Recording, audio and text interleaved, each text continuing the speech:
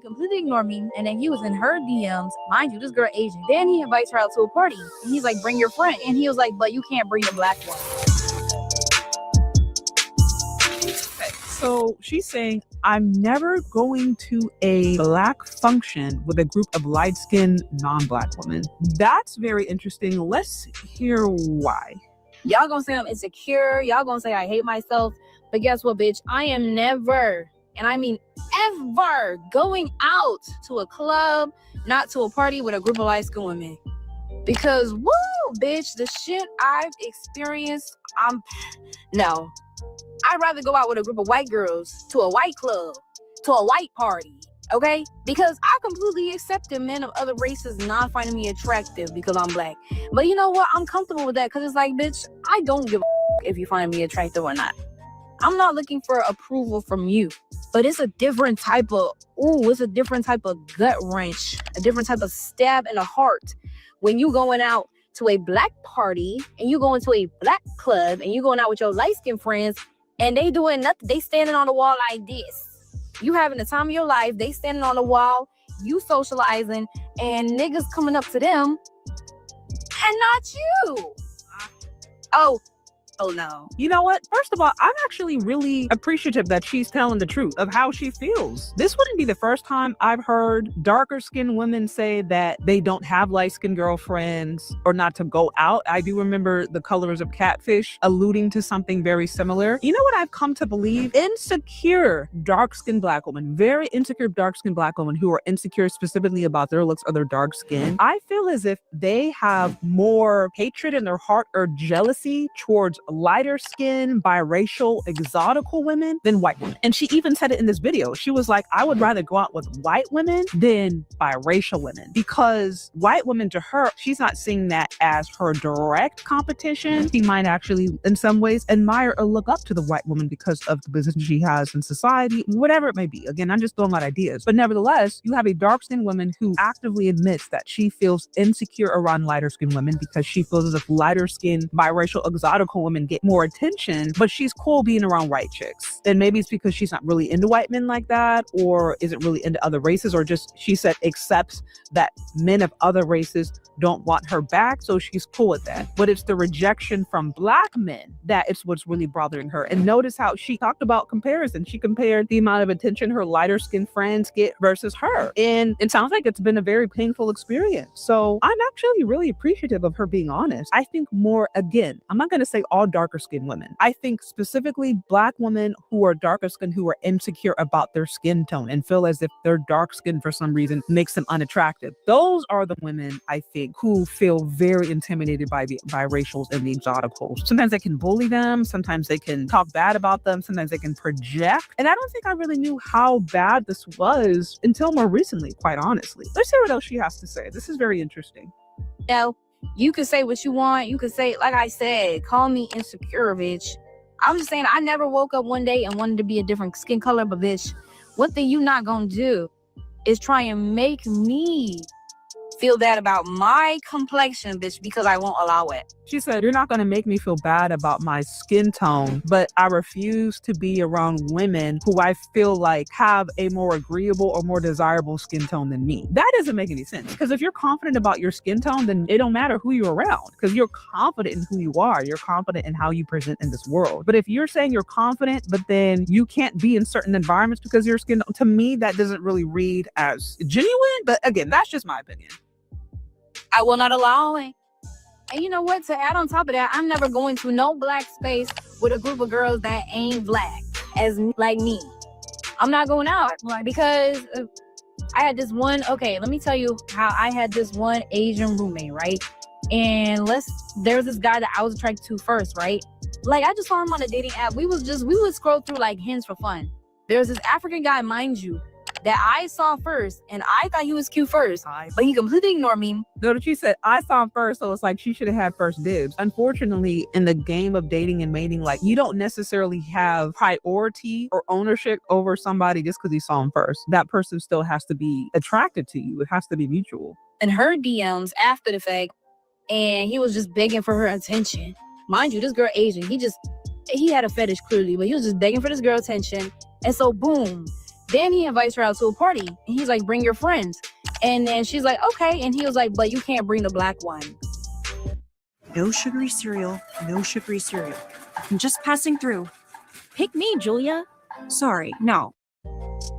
And she was like, why? He said, because my friends don't like rat tails. Mind you, he was a British motherfucker.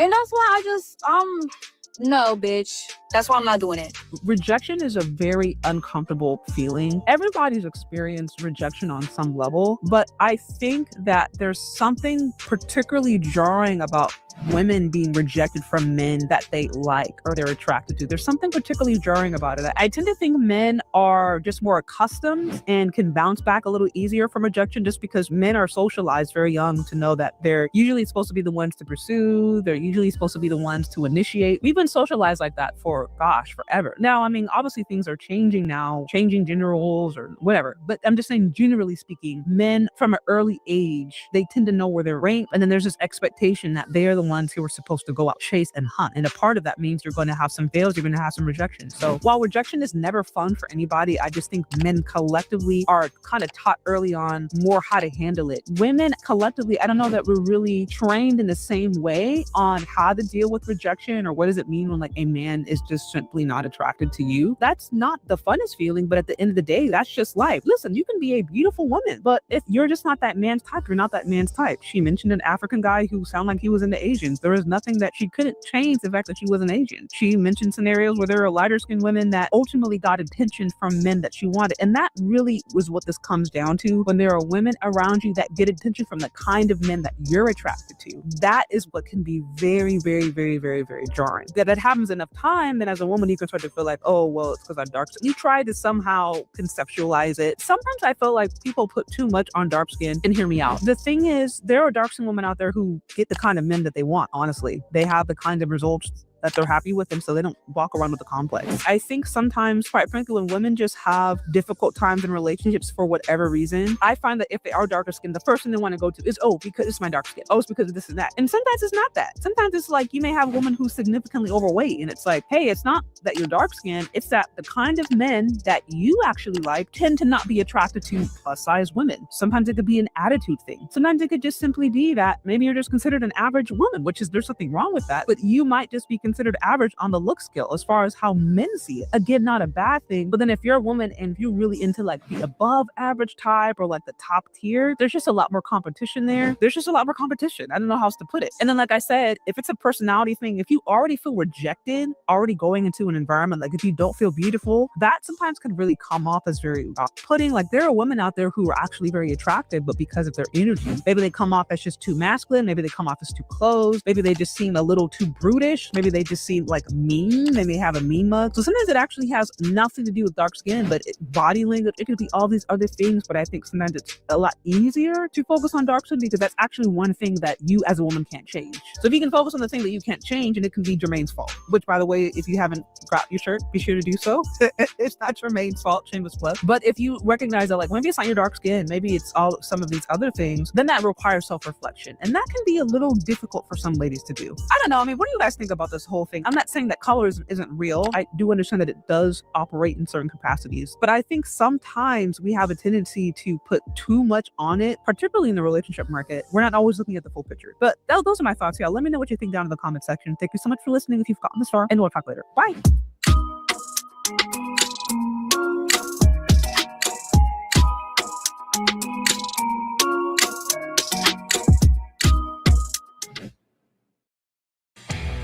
You've worked hard as a small business owner.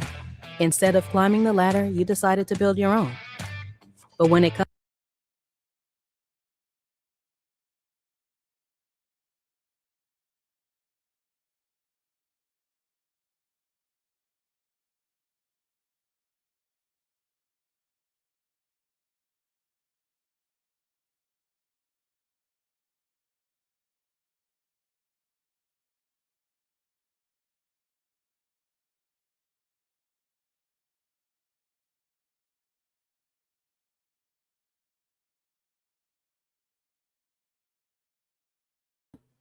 Hey guys, can you hear me? Sorry about that. Was having some technical issues.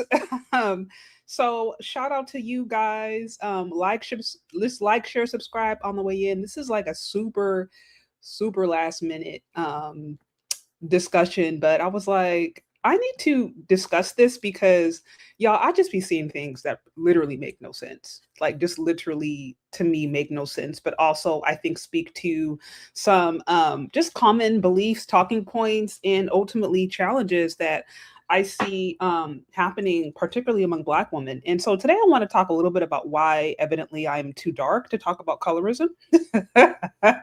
Why somehow I am disqualified for talking about different experiences that uniquely impact Black women because my skin tone. I guess I failed the paperback test. And so me being too dark means I can't call out challenges, issues, trends, thoughts, behaviors, or just, just different things that I noticed among Black women. And honestly, I have to say this is something that I've ran into in just in multiple topics, not just when it comes to colorism, not just when it comes to topics around, pretty privilege, when it comes to swirling.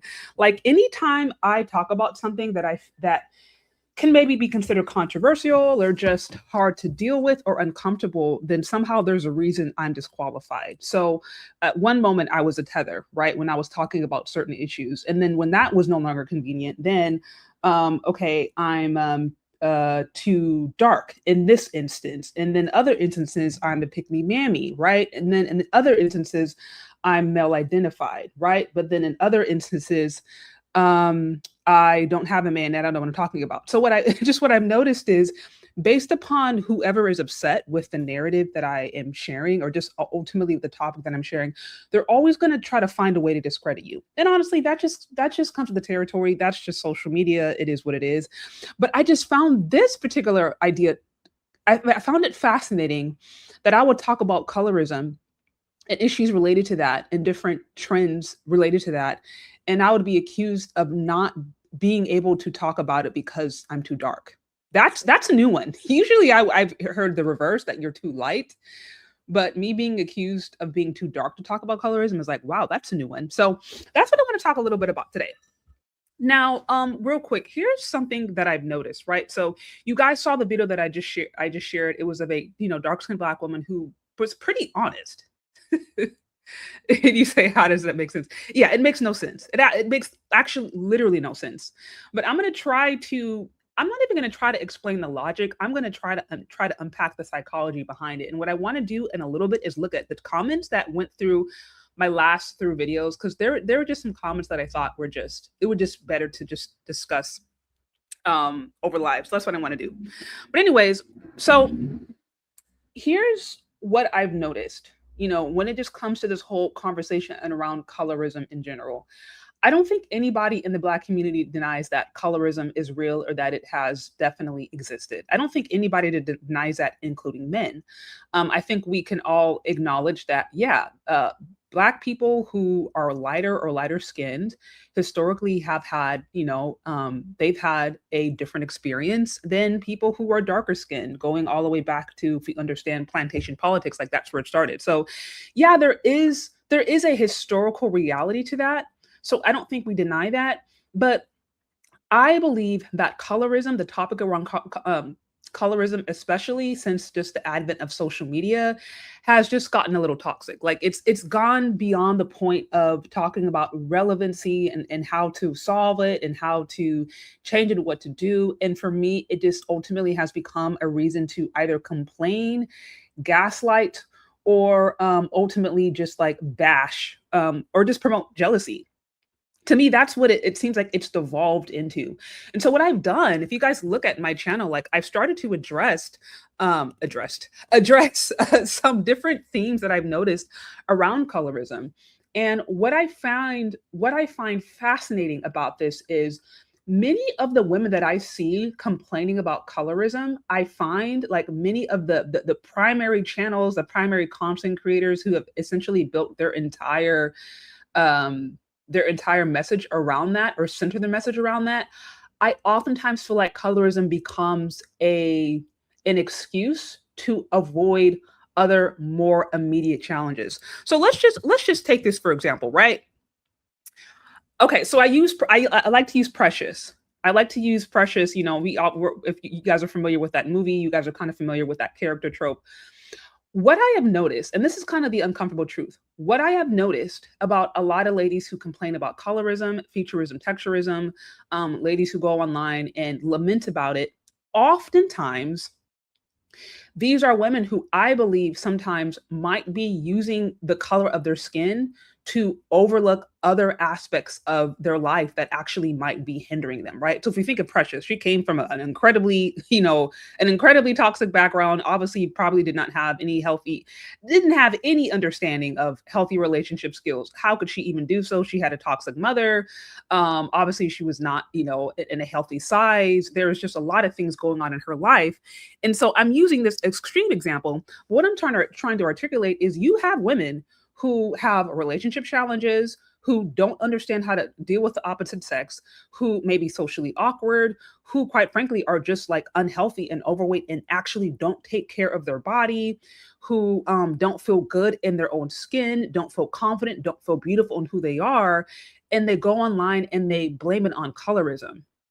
And they don't deal with the fact that, like, hey, your issues in relationships actually may have a lot less to do with colorism and may have more to do with many of the other things that you're not addressing.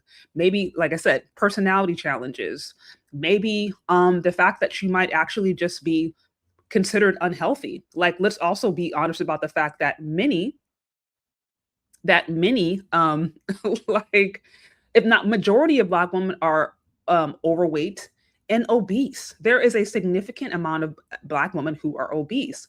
And the reason this is also important is because also consider that it's very often to see the colorism conversation, be closely connected to swirling and divesting. It's rare that I see the colorism ladies talk about this stuff and then say why they want to collaborate with Black men to build Black institutions or to build their own Black beauty standard, to start, creating their own, who knows, magazines or shows or podcasts or blogs or their own newsletters or whatever. Like, I don't see these women talking about their dark skin as a reason to promote nationalism. Oftentimes I see these women talk about dark skin as a reason to now justify their desire to swirl. Now, the problem with justifying your desire to swirl is that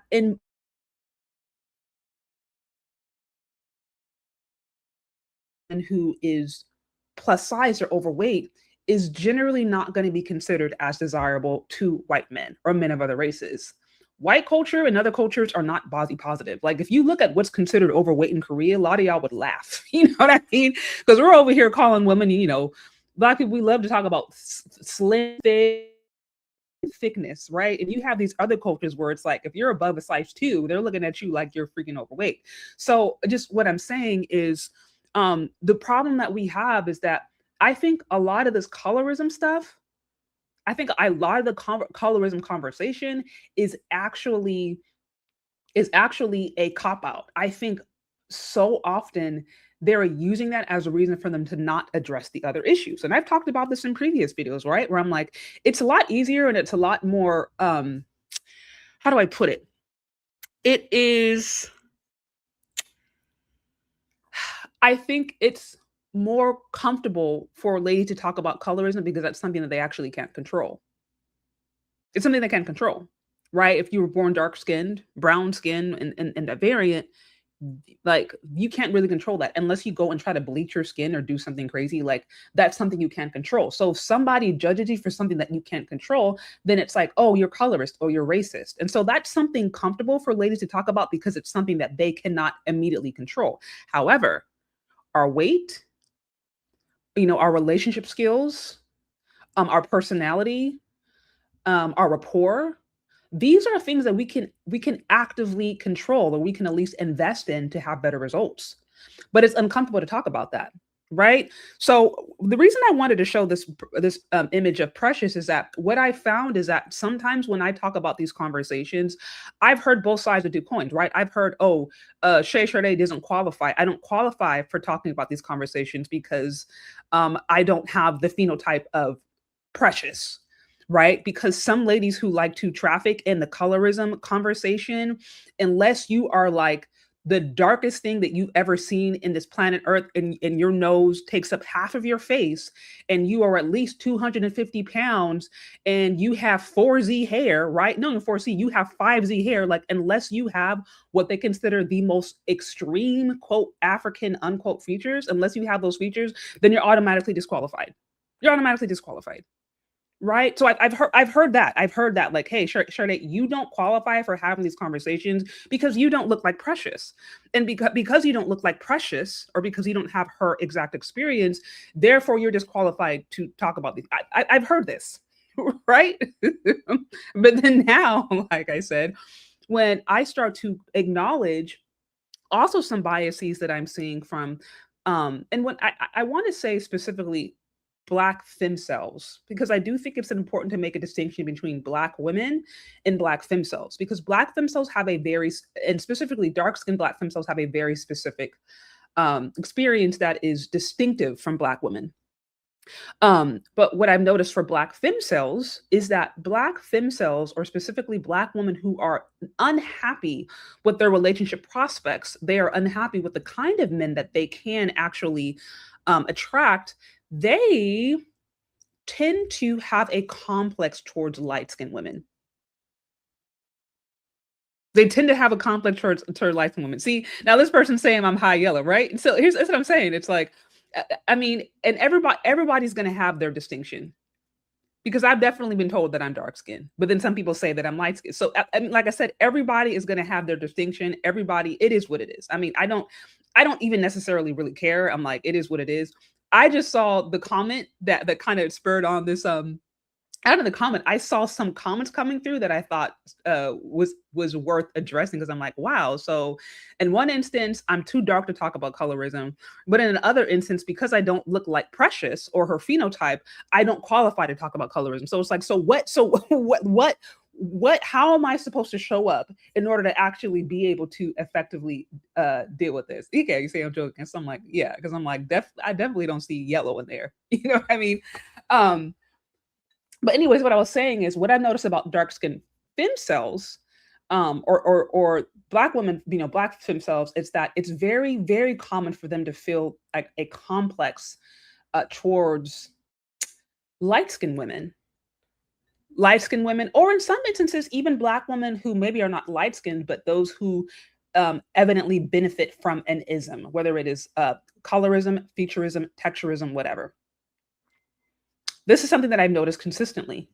And I've started to cover this off in some of my content. I've started to talk about this trend that I see of different dark-skinned women who either are actively blaming light-skinned women, or blaming biracial women, or blaming what they consider exoticals, blaming them for their relationship failures.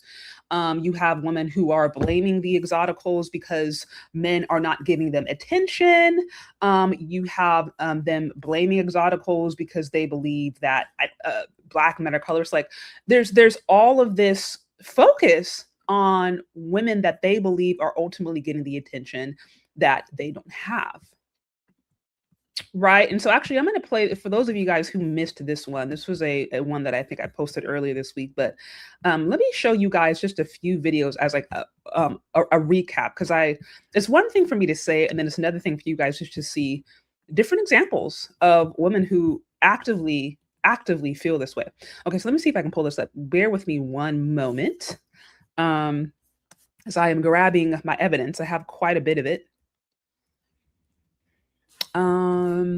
Okay. So let's see this one that I did. I mean, this one sounds kind of crazy if you think about it, but oops, this is not it. So this one right here, where it literally says, let me see if I can pull this up, because I'm like, wow, you cannot make this stuff up, but people are going online and sharing the truth. It says, woman claims there's a female singleness epidemic because of mixed women. And so this Black woman is saying that Black women are chronically single because of exoticals. Tell you why we're all single, because there's not enough mixed bitches to go around for everybody.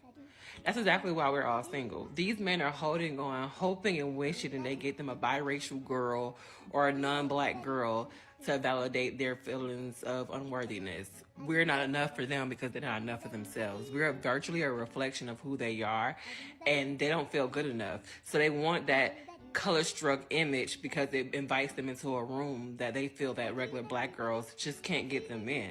That's why we're all single. The men are all holding out for the young, biracial, poster girl that get, as soon as a man get money, what does he go do? Cat Williams said it best. They go get a weird looking mixed girl. You have to realize that it's not your problem. Them not being enough is going to manifest in everything they do. Their mothers didn't love them well. That's why they're upset with us, because we love our kids well. This is not a personal problem for women. This is a I'm not enough problem for men. They're all waiting on the same girl. It's not enough for them to go around. So they look at us and they want us to basically feel like we're choosing up because we're not what they typically would want to go for. And their type don't even like them. Those girls are going for the men with money and the basketball players and the football players. So realistically, we're all just unsatisfied because we all have this social media fuel idea of what we all want, when realistically you're not worth that. You're not going to get that. And they hate to hear it.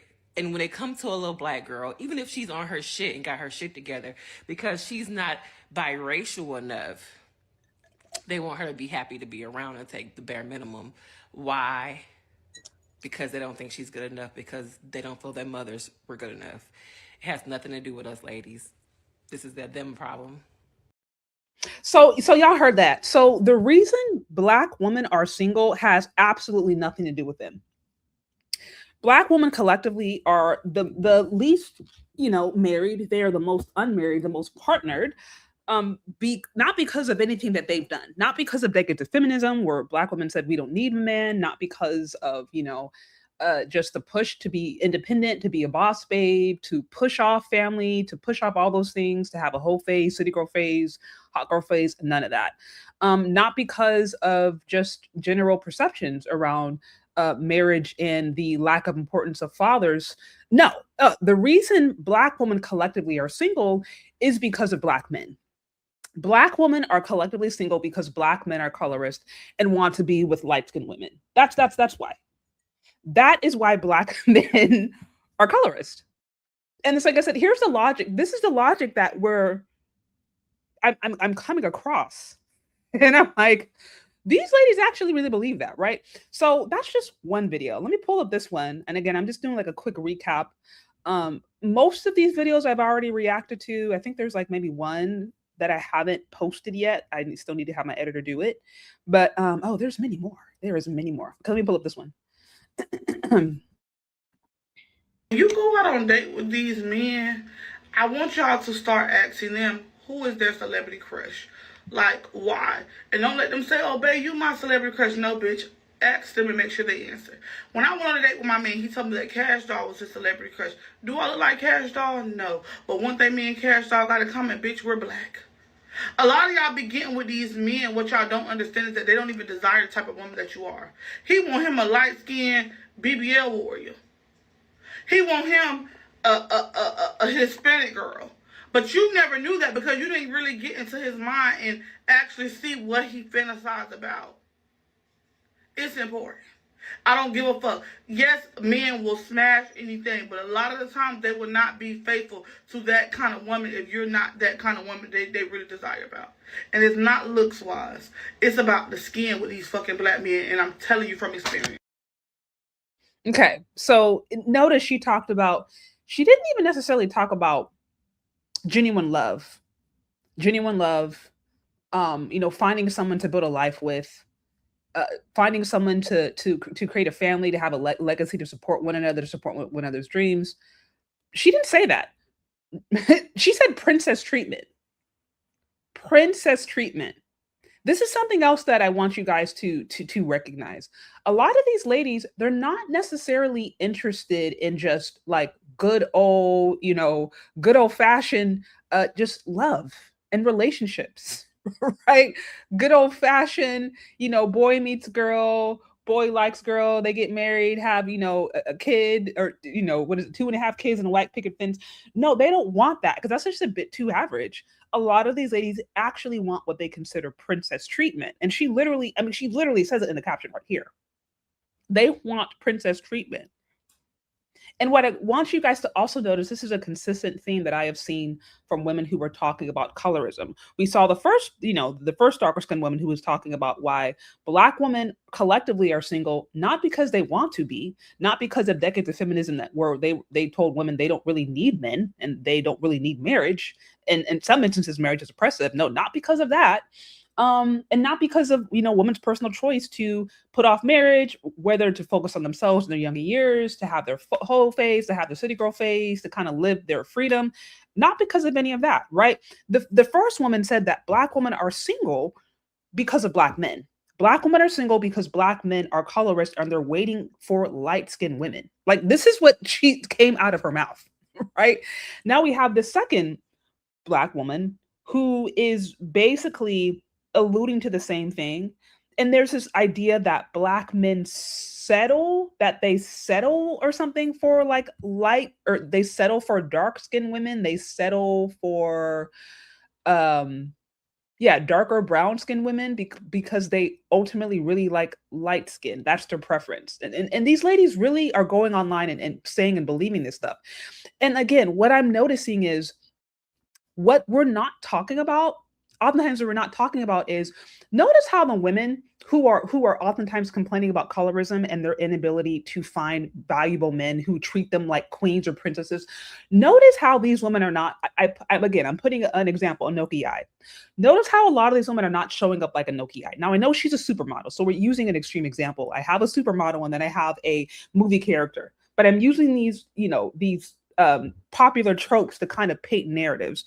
Notice how many of these women who talk about colorism, who talk about the way that men overlook them, do not look like Anoki Eye, or they don't have the aesthetics of Kelly Rowland. These are not women who would be oftentimes accused of benefiting from, quite frankly, any ism.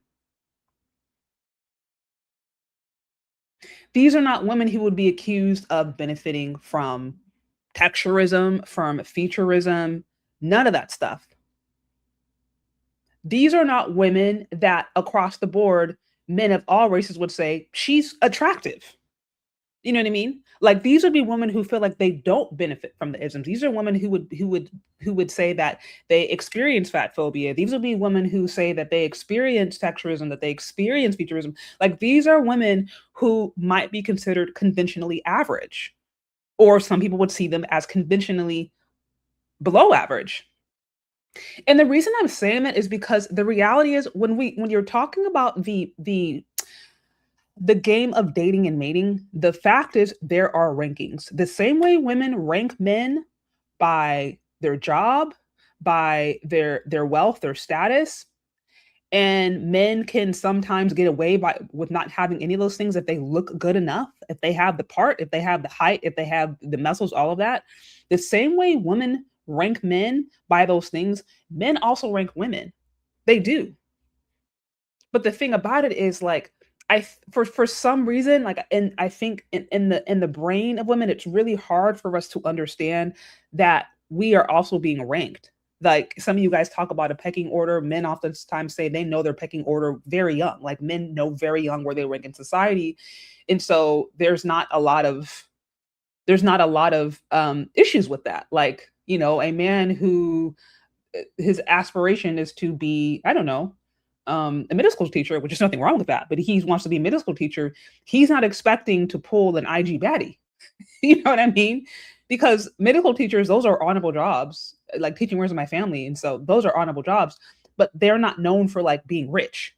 So a middle school teacher, a man who aspires to be a middle school teacher, is not expecting that he's going to get an IG baddie to be his wife, or that he's going to bag a supermodel, like, because that's not his class. That's not even who he's around. He's not even around those kind of people.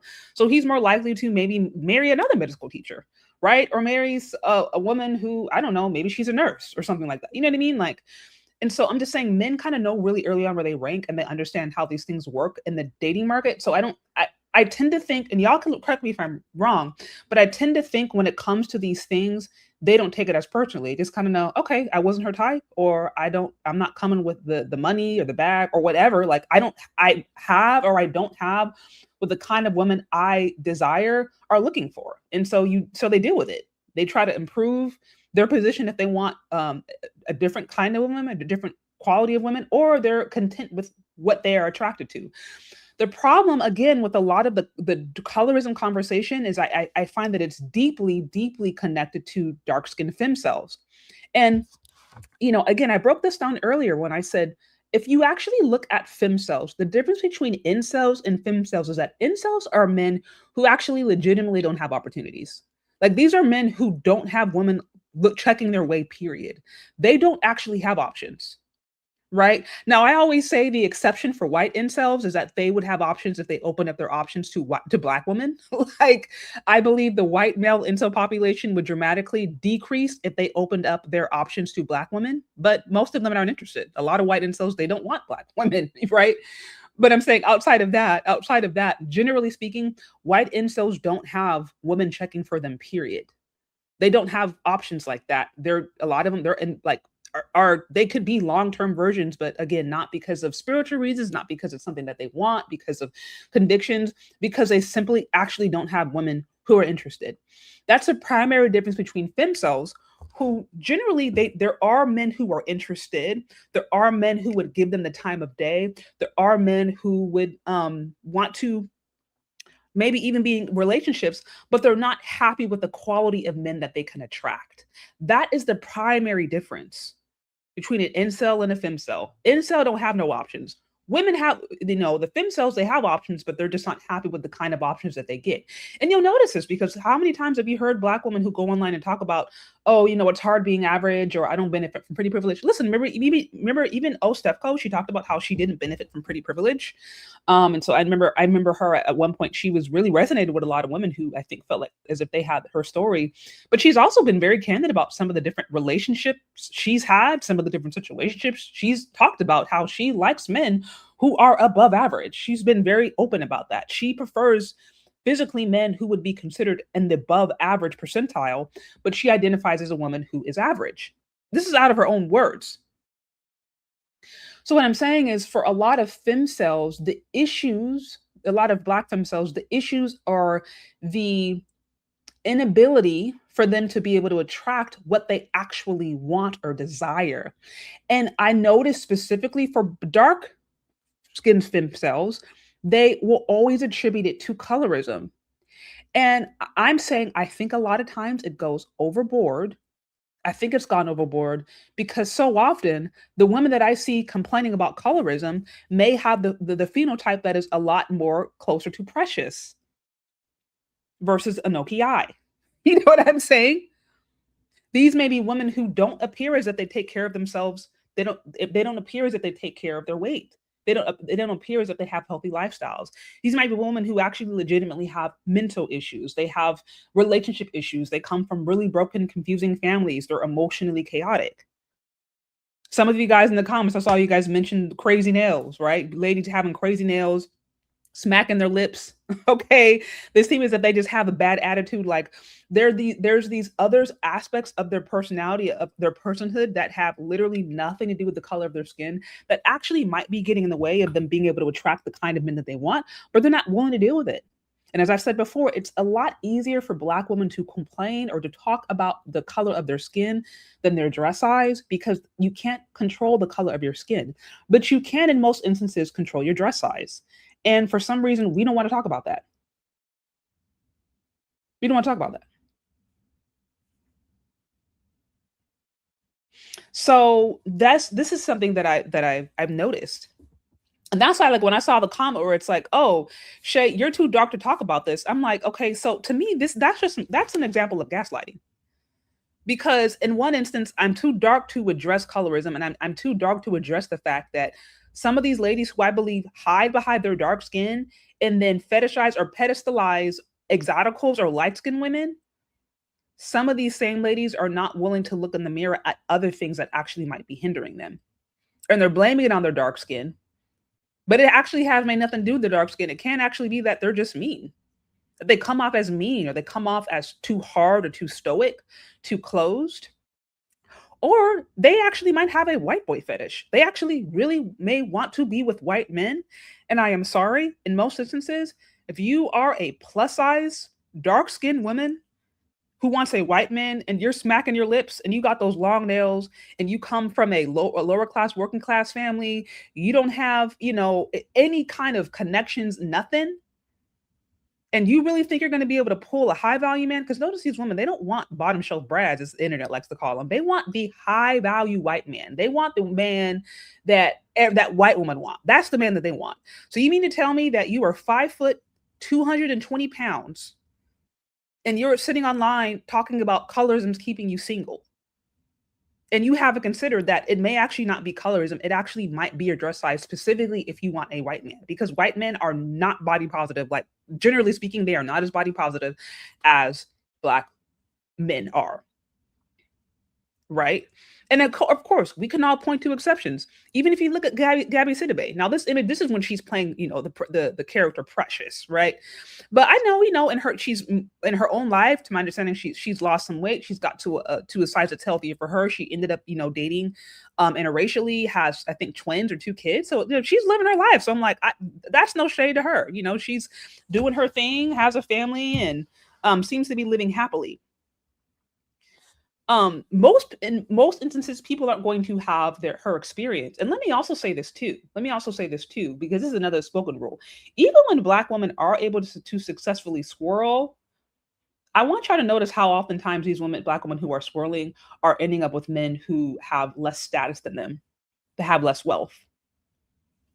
They aren't as far along in their career. I want y'all to also notice that. How often does that happen? But that's another conversation for another day, because y'all ain't ready for that. So, okay, now let me pull up this other video I saw. In the meantime, y'all like, share, subscribe. If you like what's going on here, like, share, subscribe.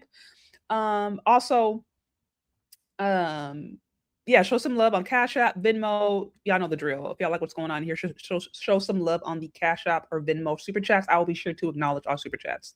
Okay, let me see this one real quick.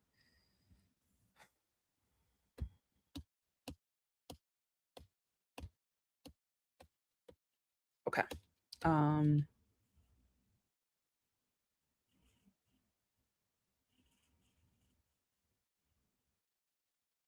Okay, so let me pull up this. Sorry, I'm trying to find this one. I'm going to play this again for y'all who didn't see it. I literally just posted the reaction to this, but here's just the video itself, and then I'm gonna post, I think, one more. Y'all gonna say I'm insecure, y'all gonna say I hate myself, but guess what, bitch? I am never, and I mean ever, going out to a club, not to a party with a group of light-skinned women.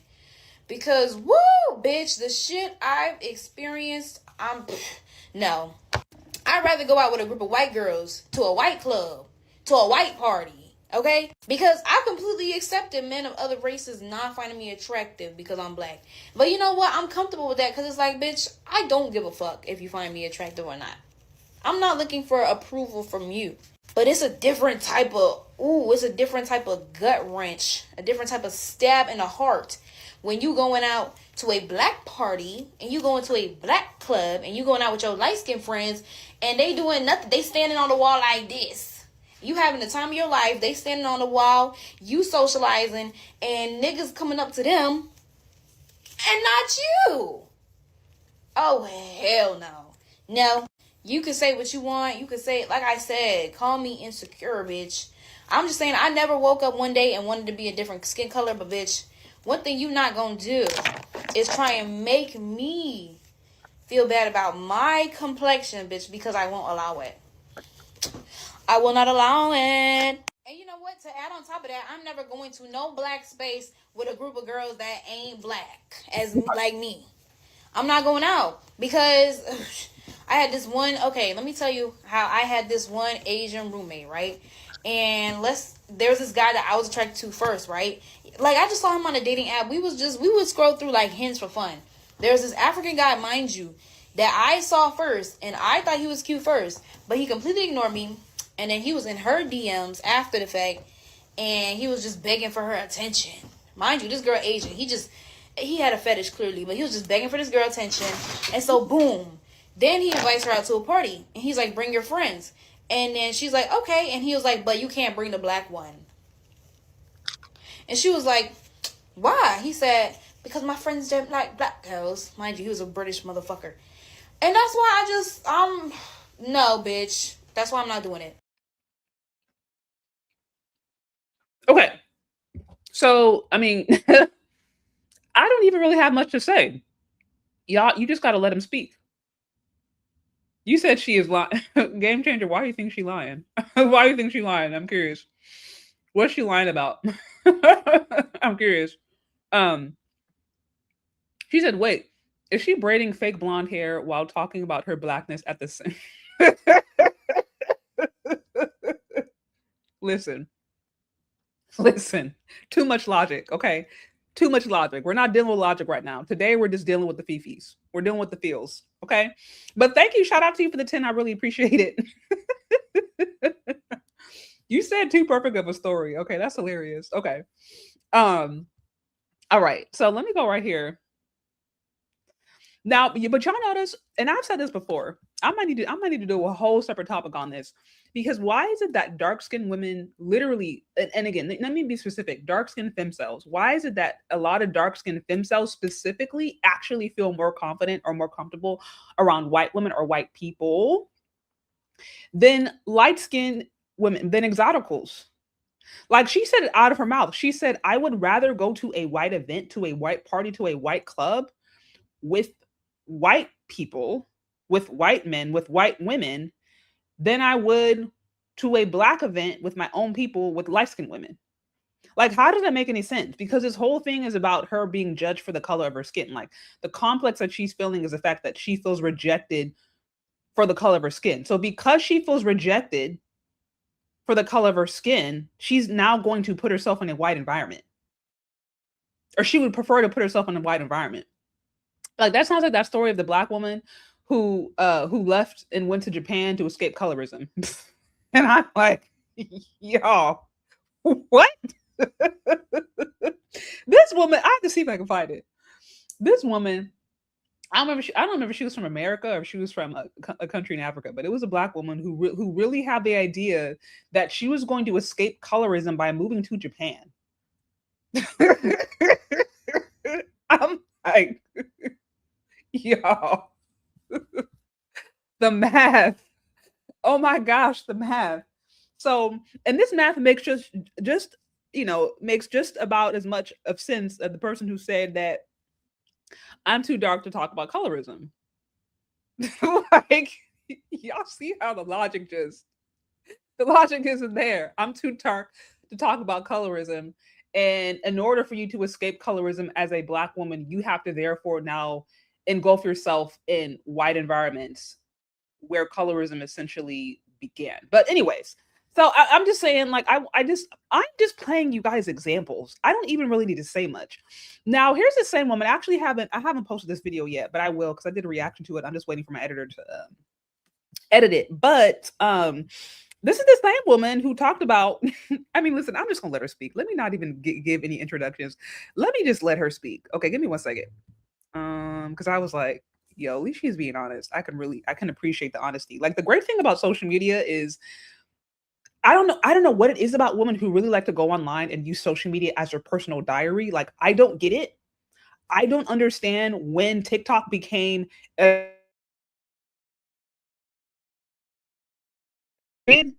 like how the thoughts that you would generally write in your journal and hide from everybody else or keep to yourself, you and God, now that has become public discourse.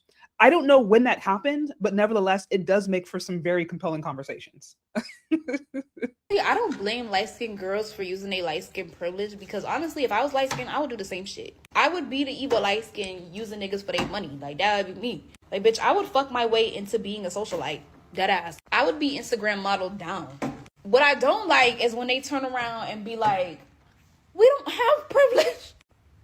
Because now you just played in my face.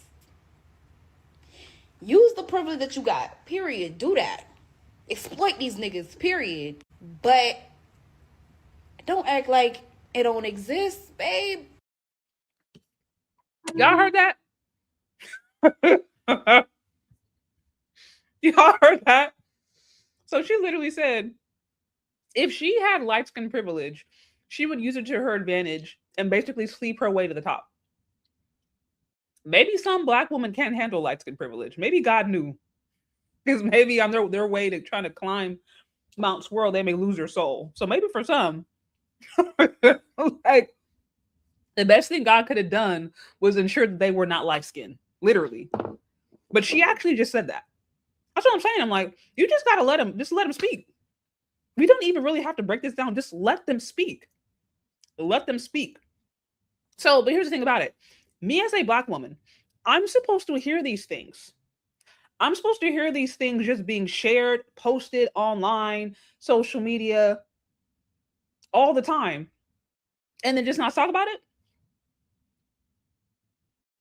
Like, I'm just supposed to just pretend that this doesn't happen, that I can't address it because I'm too dark, or I'm not supposed to address it because I don't have the phenotype of Precious. Like, that's what I'm supposed to do? Like, when did that make any, when did that rule, where did that rule come from? But that's what I've heard. I talk about these things and it's like, oh, well, because you don't look like Precious, you shouldn't be talking about this. You're not dark enough, or you're not featured, like, you don't, whatever language that they use at whatever particular time based upon whatever logic they're trying to apply at that moment. It's not really logic, whatever emotions they're trying to apply at that moment, to try to disqualify me from acknowledging basic facts. Right? But then in the other instance, I'm too dark. So it's like, okay, y'all don't make no sense. Okay, now here's the last one I saw, because I'm like, you can't make this stuff up. Exactly. See, that's another thing. I'll say this real quick. Another thing I really hate about this whole colorism, featureism, texturism conversation is that a lot of these ladies are drawing on like old racist stereotypes of Black femininity in order to paint their picture of what it means to be 100% Black. It's like they went into like an 1850s, freaking history book written by a racist and pulled out their depictions of Black people and said, oh, this is what it means to be a pure, unambiguous Black woman. And it's like, y'all don't understand that there are fully Black, unambiguous Black women who do not have noses who have the size of their face, who don't have like freaking clown proportions on their face. Like, I feel like some of these ladies, they assume that to be as Black as possible is to have features that are almost like clownish. And I'm not saying that like what we may consider, even if you want to use the term West African, because I've heard some of these women use the term West African features, that even within West Africa, there is a huge there's just a variance of genetic phenotypes. Like when I went to West Africa, I had some people say, oh, you look Fula, you look Fulani, right? And that's a particular ethnic group that can be found, I think, in like Nigeria. I want to say it's like in Gambia, and like 3 or 4 different countries, like that particular ethnic group, because they move around. So that is one specific phenotype. Some of you guys, you mentioned, obviously Ethiopia, they have very specific, like there are people who are fully Black, who don't have admixture, who don't freaking look like a clown. I don't know, who don't look like Uncle Ruckus. I don't know how else to put it. I just feel like these ladies have the most demented stereotypical ideas of Black beauty in their head, and then they're trying to convince everybody else that needs to be the standard. And it's like, no, I am not going to take a racist depiction of a racist scientist from 1850s and try to use that of the standard of Black beauty. I'm not doing that. You can do that. You can use that caricature. You can use that caricature. I'm not doing that. And again, I'm not saying there's anything wrong with having a flat nose. We're not talking about that. But I'm just saying it's like they be going overboard with it. They be going overboard. And it's to the point to where now when you have a Black woman who was like, because nobody's going to look at an Noki eye and be like, oh, she's white. But you have Black women who have the nerve to look at somebody like her and say, oh, this is a Black girl, a white girl dipped in chocolate. I'm like, if y'all don't get out of here. So even black women, dark-skinned black women who may be considered attractive across cultures, they're going to be accused of having European features. There's nothing about her that's European at all. There's nothing about her aesthetic that's even remotely at all. And I'm going to break this down. I have a whole other video. I'm going to break this down. But if you really want to get scientific with it, when you start to look at, okay, noses that are considered European versus noses that are considered African versus noses, because like there's a science to this. There's a science literally to the facial structure, to just, yeah, like there actually is a scientific method. And I wouldn't say that it's perfect, but if you actually start to measure these things scientifically, you find that it doesn't make sense. Anoki Ai is still a black woman. She does not have the features of Taylor Swift. If you were to sit down and to literally measure the structure of their face, Anoki Ai, thousands of years if sociologists were to pull her up and people were to do different stuff on her to, study her body or whatever, she would be an African woman. Taylor Swift, if they were to pull up 1,000 years from later, they'd be like, oh, this is European. Like people aren't confusing this. So I'm just saying, like, they take these things, they like to use these, like you said, caricatures of what a true black woman is. And then anytime a black woman says something or calls out something and they don't fit within that like caricature of what it means to be a black woman, and oh, well, you don't count because you either you benefit from an ism or sometimes you're too dark or whatever. And it's like, bro, like y'all are all over the place. Let's just deal with the fact that some of y'all just feel like some of you actually are not happy with the prospects that you're getting in your life, right? And I want you to also notice, you remember this woman that we just played? I want you to also notice that the reason she said that she's not going out with light-skinned women is because she didn't explicitly say it, but she did use the word validation. She did use the word validation. She was like, I'm not looking for validation from you, white people, but it's another thing when I go to a black event and I don't get picked. So she did not explicitly say that she was looking for validation, right? She didn't. It's secure. Y'all. She didn't explicitly say that, but she did allude to the fact. She did allude to the fact, like, you're right, and that's a racist field, but that's another conversation for another day. I don't even pretend to be an expert on that, but I do know that field is very racist. But you're making a very good point. But what I'm saying is, like, she is basically alluding to the fact that, like, the thing is, validation. The thing is is validation. A lot of these ladies want validation, and I actually don't think there's necessarily anything wrong with that. Like, because the thing is that all women do. All women want validation. We do. Let's just be honest about it. Now, the thing is, we're supposed to get it in healthy ways. We're supposed to get it in ways that are balanced and I think controlled and are useful. But there is an innate desire that every woman has to feel validated. You would generally get that at home, starting with your family, with your father, with your mom, seeing that dynamic, having a healthy foundation of what it means to be a woman, having a healthy sense of self-esteem, understanding who you are, right? That should, in theory, come from home. And then as you enter into the dating market, you get in relationships. Of course, a woman who's in a relationship with a man, there's going to be a level of healthy interdependence, right? Like me being married, like, of course there are times I want my husband to make me feel beautiful, like that. So there's something healthy about it that I don't think we have to deny. But what I'm saying is, when women feel as if they're not getting that from the kind of men that they desire, that is where a lot of the jealousy and the envy can come from. And what I'm trying to argue is that dark-skinned women who feel as if it's their dark skin, it isn't always that. In many instances, it actually may be nothing to do with that. It could be, like some of you guys mentioned, sometimes it could actually just be the attitude. It can be the energy. Sometimes it could just be the way they present themselves. Sometimes it could be the fact that they don't look like they take care of themselves. Like, how many of these women, now this particular woman is she's lean, but pretty much all the other women, and there's one more I'm going to show you, happen to be overweight or like deeply plus sized. But then they're complaining that they are not getting princess treatment. And again, notice how some of these ladies also, they're not even talking about genuine love, partnership, right? You hear some of these ladies being like, oh, we're not getting princess treatment.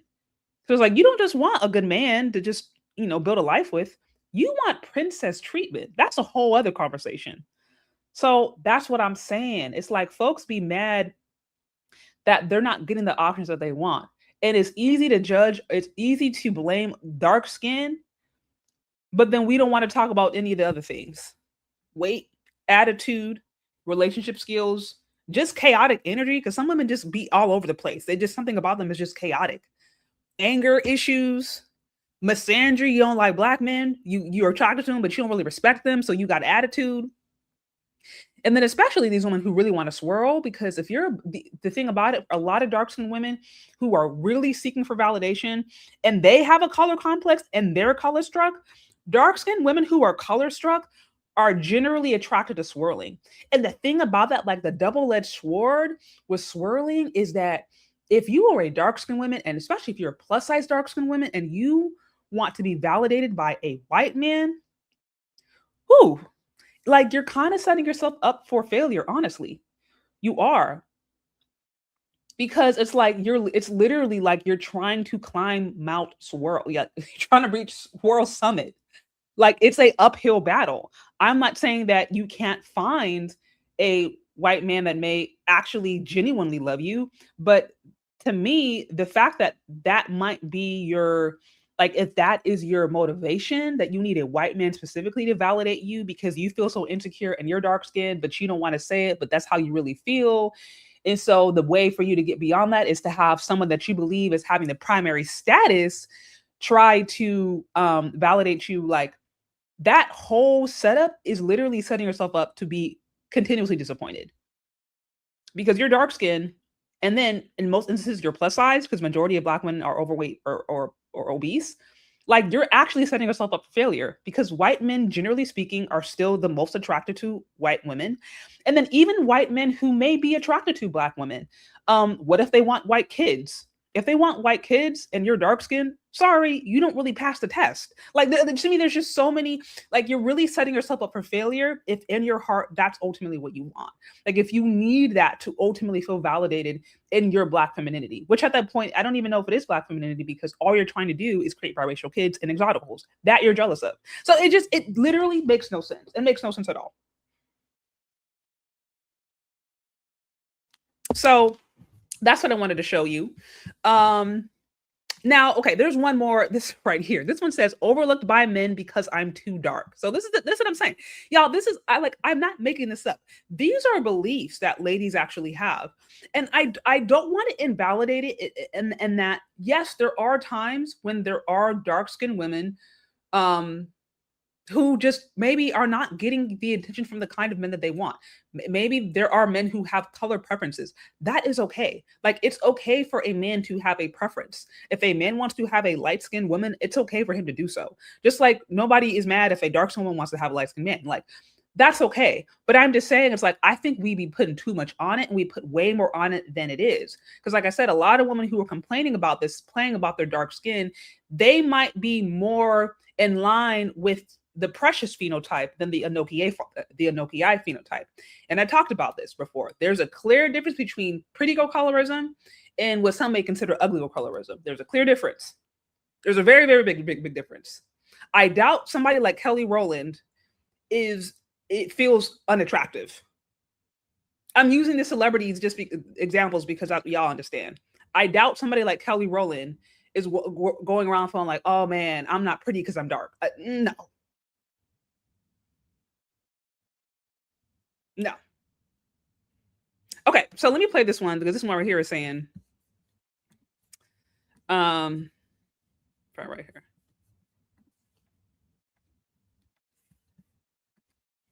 A light-skinned woman and a dark-skinned woman in the same room, more than likely the man is going to more so be more attracted to. It's the truth. Even if the dark-skinned woman is 10 times more attractive than the light-skinned woman, because I've had situations. I'm not considering myself the most prettiest woman in the world, but there have been times where I'm in a room with someone who's lighter than me, and I know I'm more attractive than that person, but somebody's going to be more willing to approach her or want to talk to her opposed to me. I want to get the same attention compared to somebody if I'm with a lighter skinned person. And it's the truth. And it's still going on. I don't think it's ever going to change. I feel like people are going to always be more attractive. It may not be something that you think that you're doing, but I just feel like psychologically it's just something that is more appealing to you. Okay, so y'all heard that? She said she's pretty. She said she's pretty. She's dark skinned, she's pretty.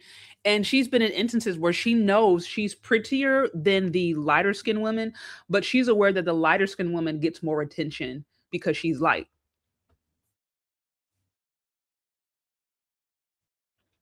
Now, here's the thing. Is it possible that that's happened to her? Absolutely. Like I said, there are some people who are color struck. I'm not going to lie. Yes, there are people who are there are people in the Black community who are color struck. That does happen. I just don't know if I'm convinced that it happens at the rate that these ladies be saying. And the reason I say that is because I don't see the likes of Anoki Eye saying that. I don't see that. I don't see people who would be in her category saying that. I don't see what y'all would consider, what is it, 7, 8, 9 cents. I genuinely don't see that. Women who feel as if they benefit from the isms, whether it be featureism, texture, whatever. It's never that. It's always the women who feel as if they are oppressed by the isms, the featureisms, the colorism. It's always a woman who may feel as if they're not considered as attractive. Those are the ones who oftentimes talk about it. And again, I think it's important to make that distinction, because I would say, okay, so is this really an issue about the color of your skin, or are there other issues at play? Some of you guys mentioned nails, presentation. Some of you mentioned attitude, obviously weight. Those are things that they're not very popular to talk about. But these are all very real things to consider when someone is talking about their availability in the dating market. And then you also have to be conscious of who do you actually want to be attract. Like, who are you trying to attract? Who are you trying to attract, right? Because again, these ladies are aspirational. We could assume that a lot of these ladies just, even if we just look at Kevin Samuels, I think it's safe to assume that many women today are aspirational, because when you hear them talking about princess treatment, wanting princess treatment, these are ladies who are aspirational, who are wanting the top of the top, the tip of the top, the best. They're not happy with like an average guy to just love them.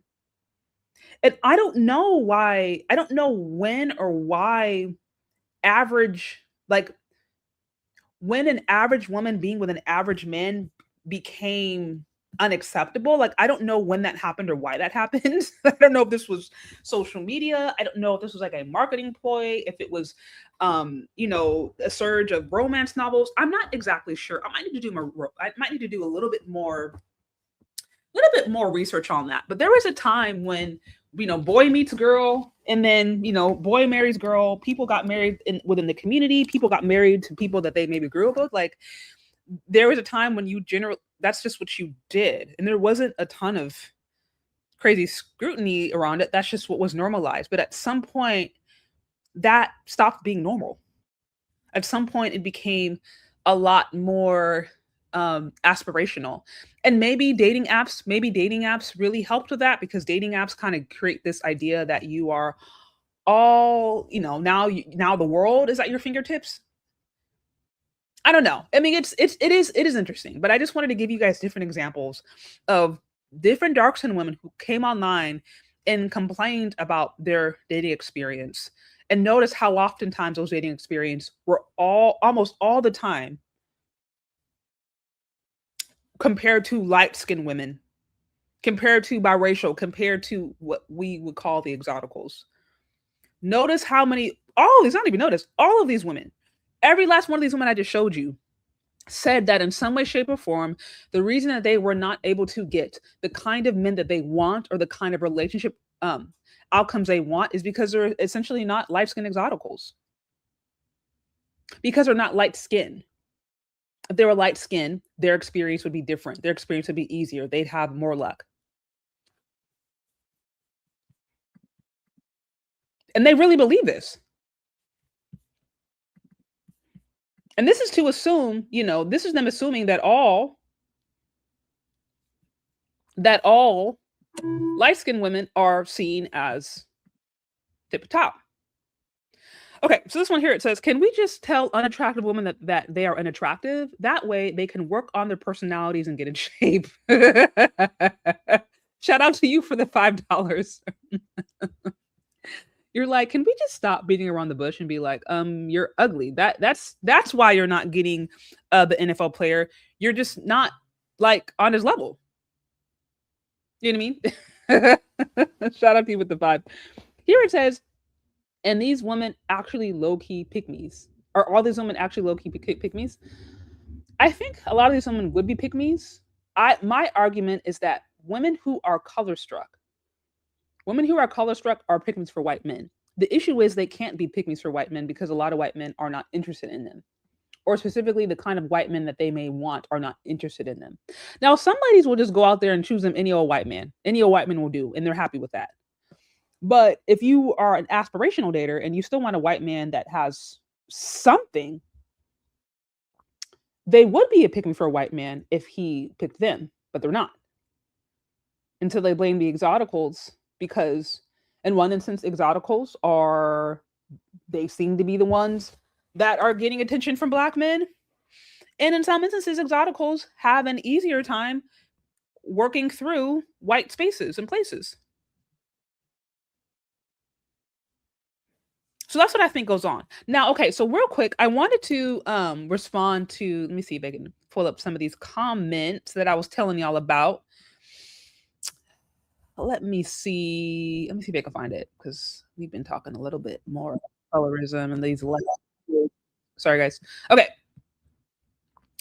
So I'm going to pull up, because I just wanted to review some comments I thought were kind of hilarious or just needed to be talked about.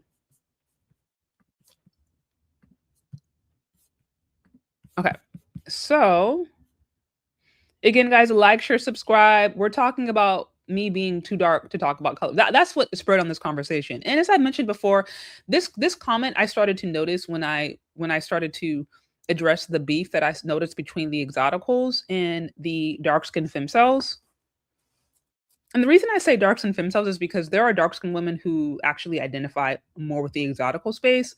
There are dark-skinned women who actually see themselves as very attractive and who actually they don't identify with a lot of the crying or a lot of the lamenting that they see out of the femcel space. And so they tend to gravitate more towards the exoticals, although they don't have light skin privilege, quote, right?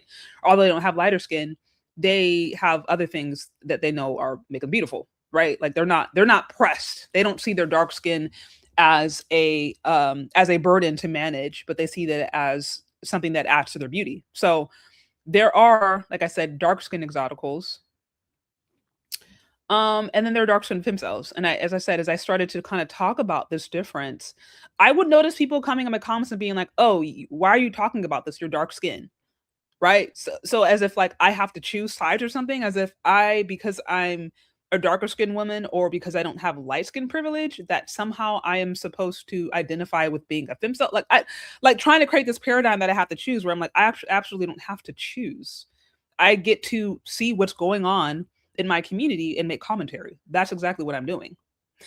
Right? Okay. Okay, so let me see. So I just wanted to go through the comments because the comments is what had me. I'm trying to see. I hope it was this video because I posted a lot. So I hope it's this video where I'm like, this is the one. Let's see. Okay. This one right here, it says, oh yeah, if you have not already, by the way, let me just do a little shameless plug, right? If you haven't already, Aisha Learns to Love Her Hair. You can grab that book too. And I know some of y'all were in your feels. I have to maybe cover that later because some of y'all were in your feels about my book. Jermaine did it too. And I'm going to cover that off in a bit because that's important. It's important that we talk about that because also a lot of Black women are really uncomfortable talking about anti-Black misandry. Like we just want to sit here and pretend that doesn't exist, and that by nature of you being Black, there is this camaraderie that automatically exists and should exist. And to not address any of the dissension or any of the tension between Black men or Black women is to be disloyal and to promote white supremacy. And I'm like, yeah, we got to get out of these silos in our brain. Like just because you're not comfortable with something doesn't mean that it's not true. But anyways, I'm sorry. Y'all didn't even see. I'm sorry. Y'all did not even see the book I was talking about. I went a little tangent. So shameless plug. If you haven't, you can grab this book. Aisha Learns to Love Her Hair. This is where you're just teaching Black girls how to love their hair. How to love Black natural hair, because for some reason that seems to be something that ladies struggle with. Okay. And that's another topic for another day. That's a whole other tangent, but check it out.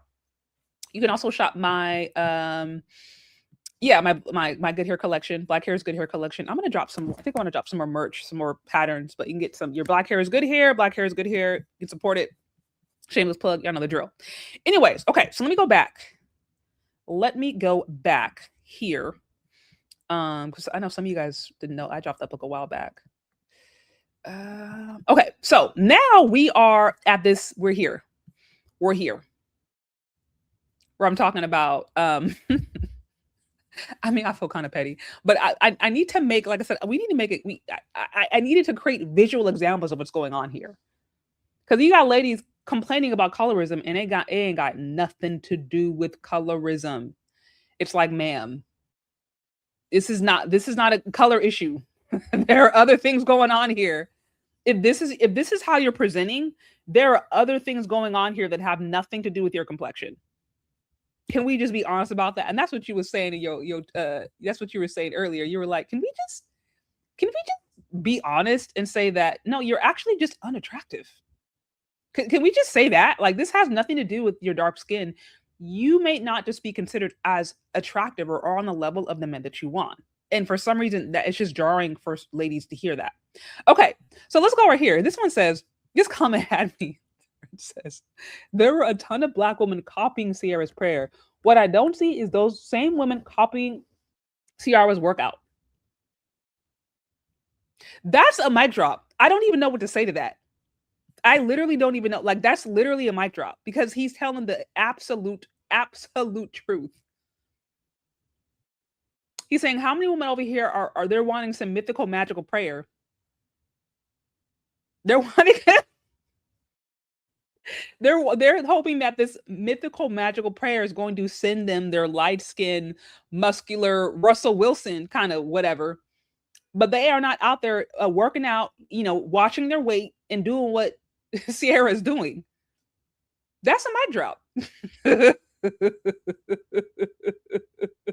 That's a mic drop. I'm like, this is so freaking hilarious.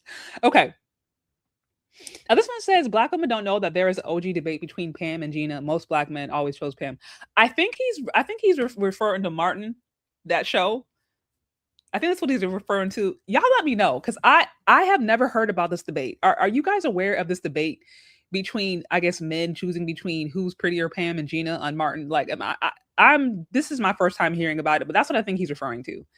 But what he's basically trying to paint a picture that just like, bro, like, it's not always a light skin. Like, there are plenty of examples where men are, if they have their preference, they would be with the darker chick. It's just because they actually just find her more attractive, because it's not just a skin tone, it's everything. So now Ciara, yeah, I don't know. I don't even know. And like I said, the whole light skin versus brown skin is, because I don't think Ciara will be considered light skin. I don't think so. It depends who you talk to. Anyways, and that's the same with Beyonce and Kelly Rowland. I don't even remember what it was that I posted, but it was something where I posted and they were like, oh, most dudes are just like Kelly Rowland all day, every day. I mean, they're both beautiful. They're absolutely beautiful, right? And I'm sure any man, if they were single, would be happy to choose just anyone. But they were just saying, it's like, as far as who they actually saw as being a little bit prettier. At least this was just in my comments, and I don't even remember why. I don't even remember what the context was with the video or post, but I just remember Black men being like, oh no, Kelly Rowland, like Beyonce, yeah, she's attractive, but they were attracted to the darker skinned woman. So it's not true that just because someone is lighter, that automatically means that she's going to get more even Black male attraction. Now, it is important to note, if you want to appeal to a non-Black audience, if you want to appeal to a white audience, to a larger audience, skin tone, that doesn't make a difference. And I know some of you guys mentioned you have these artists who will go in and they will brighten their skin, they'll lighten their skin, they'll do different things. And that honestly, I don't agree with that, but honestly, some of these artists who are trying to appeal to a other audience, or they're going to be on screen more. Like, I remember actually watching. Actually, I think she was like a Nigerian actress who went to America and was trying to break into America. And she said that they encouraged her to lighten her skin so that on screen she would be seen as more palatable. So that does happen. That absolutely does happen. And I think it's important to make the note that I think obviously dark skin is a lot more acceptable in the black spaces.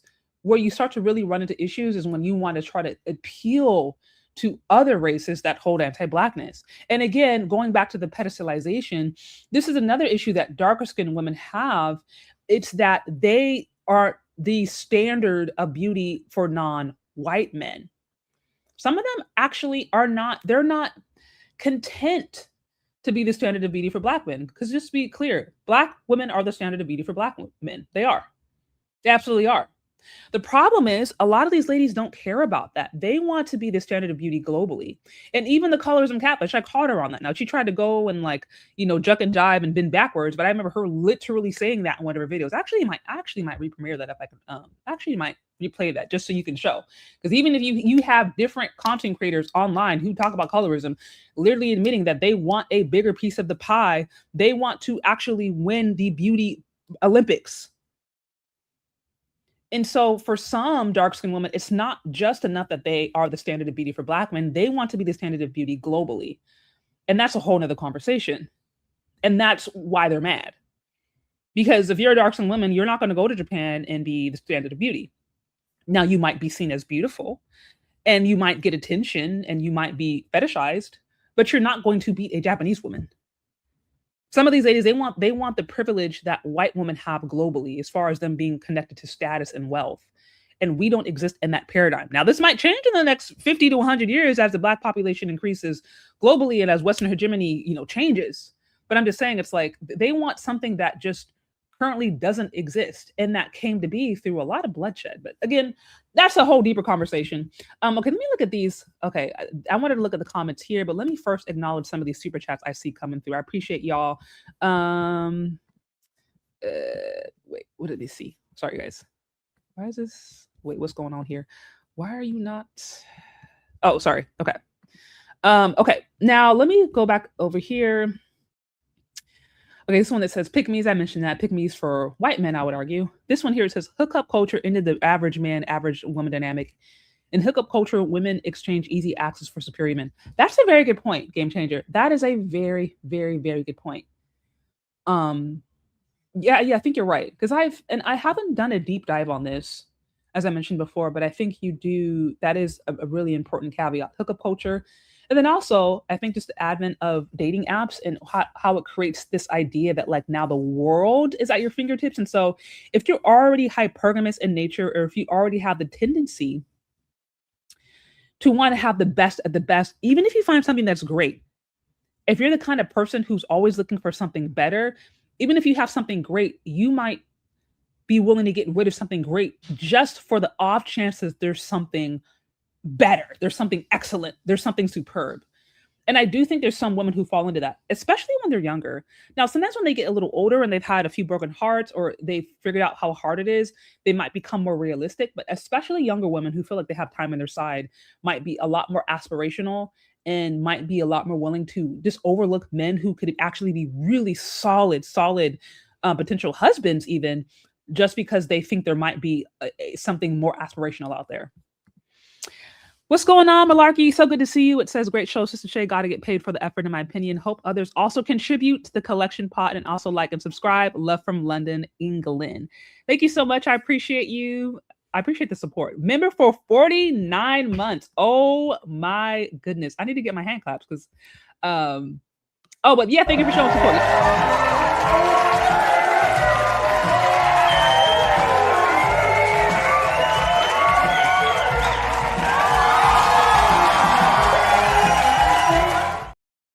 Shout out to Unc. Shout out to Uncle. And thank you so much for the support. I really appreciate it. Okay, chipping in. Keep up the good work. Thank you so much, Inspirational Truth. I really appreciate it. Shout out to you, Chavez. It's so good to see you. It says the colorism debate is as pointless as that toupee that boxer wears this past Saturday. It needs to be shaved off. Shout out to you, Chavez. And I know you have yourself a beautiful dark-skinned wife that you love and you guys are happy with. And so this is coming to a man that loves his dark skin queen. I mean, you've talked about her multiple times, so I can understand why you would say that. Okay. So let me go back. to what I was saying here. So this first one right here says mic drop, where he was like, you got folks over here praying Sierra's prayer, but they are not asking for her workout. And I'm like, I ain't even got nothing else to say. Now this one, skin tone has nothing to do with attractiveness. Right. I mean, that's not even debatable to me. Let me see is this the one? Let me see. Now this one here says, I've noticed there's always mad at successful Black men that get with anything outside of a dark-skinned Black woman. And let me be clear, it is a dark-skinned Black woman that appears like her, that has the precious phenotype. Because if she's a dark-skinned Black woman that's unlucky, then she's a white girl dipped in chocolate. It don't count. So if she's dark-skinned, she has to be plus sized. Okay. At least a size 18. Anything smaller than that, then this person is fat phobic. Ideally, a very, very, very, very, very flat nose and features that almost can be considered like a caricature. That's how they want her to look. Like they want her to look like the character Precious. And again, I'm not hating on Gadi Sude because, like I said, I think she's taking care of herself. She has a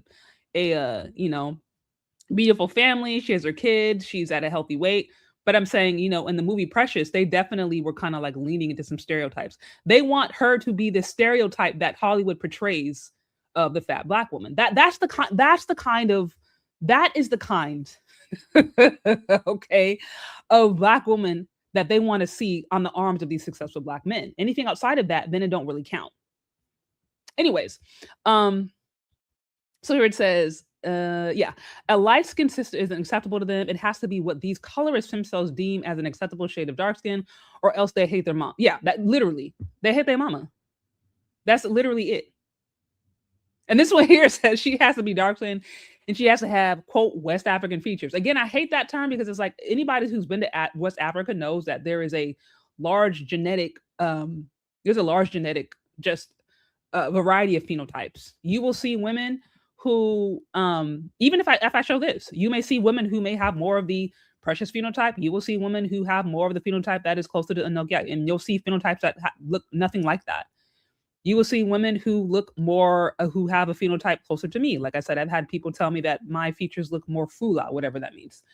Or Fulani, which to my understanding is an ethnic group that is in a few different parts in West Africa. So, but I'm just saying, like, you'll see there is a large genetic phenotype and there's different shades. There are women who are naturally lighter skinned. There are women who are darker skinned. Now there is some folks who fall into the whole skin bleaching stuff out there too in Africa. I ain't gonna lie, that does happen as well. But I'm just saying, it's like this idea that every single West African person is walking around literally with like the precious, the kind of the Precious stereotype that is like the most purest African body type out there it's BS. It's a complete and total lie. It's like, y'all need to travel. What's going on? Oh my gosh, Hakeem, it's so good to see you. It has been a very, very, very long time. It's so good to see you. Listen, I get it. Life happens, real life is better than social media. So I get it. I'm not even mad, but I'm really happy to see you in the comment section. It's good to see you. Okay, so we're going back over these comments. Yeah, you said certain Africans. Yeah, no, you're right. You're right. That's what I'm saying. These tropes. You said hard Nigerian features. Listen, like I said, there are some Nigerians that I know who would benefit from featurism. People would say that they benefit from featurism, and it's like, no, they're just, because even within the different Nigerian ethnic groups, there are different phenotypes. So like Africa literally has the most what do they say it?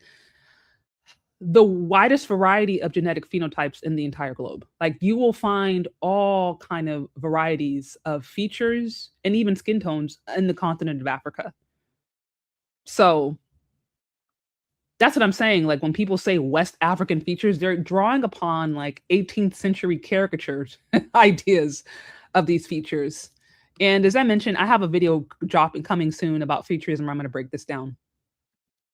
Okay. Let's let me go back to what I was saying. Okay, so I think I got the point. So this one says dark-skinned women are the biggest colorists, and it ain't even close. What do y'all think about that? Dark-skinned women are the biggest colorists. I've heard this one before.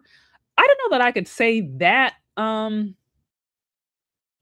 I'm like, I don't know. Maybe I'm not ready to say that. Maybe I'm not ready to make that conclusion. But I want y'all to let me know what you think in the comment section. Do you think dark-skinned women themselves are the biggest colorist? I go back and forth on that, but I do think they're very color struck. They are like, I definitely feel like dark-skinned women. The reason I feel like they're color struck is because all I have to do is just go anywhere online where Black women are gathering. What you're going to see is celebrity conversations. You're going to see who a Black man slept with or didn't sleep with, and then you're going to see colorism, featureism, texturism. Pretty much all of the Black female content can be summed up in that. And then obviously swirling, and then add in a little bit tarot cards and spirituality. But that's the whole of like Black female social, okay? Who a Black man slept with or didn't sleep with, colorism, featureism, texturism. How can I get a white man to make Black men feel jealous? And then tarot cards. Like, that's pretty much what I have gathered in my years of investigating. That's what I would say a lot of the Black female content centers around. Personally, as far as like what's the most popular. I think I mentioned celebrity gossip too. That goes without saying. That's like duh. That's like, I mean, step one. This one says never seen light-skinned women sit around and talk about dark-skinned women, like the vice versa might just be due to some privilege, but then again, it's a highly colorist society. Now, I mean, now you do have exoticals who are clapping back. You do have exoticals who are now going online clapping back. But okay, so here's what I learned about the way this whole thing started, right? Because I've had some people who have been on the YouTube streets for a long time. So they know the whole backstory. But what I heard, and then even Exoticals United, shout out to her, I saw a video where she kind of talked about how she got started. And she was talking about her experience of, being at HBCUs and basically integrating herself in these Black places and really wanting to advocate for Black women who were just ultimately a lot darker than her and felt like she had a different experience and felt like as if she kept on running into these issues and women kind of othering her and saying that she didn't qualify because of her appearance. And the term exoticals was something that she said actually was given to her. Right. So that's something that she talked about in her channel. And then I've heard just, some other members of mine, other people who followed me talked about, they actively remember times when there were different prominent YouTube channels. The Colorism Catfish used to still up. Paris Mulan was another prominent one. And these channels, they would like literally attack.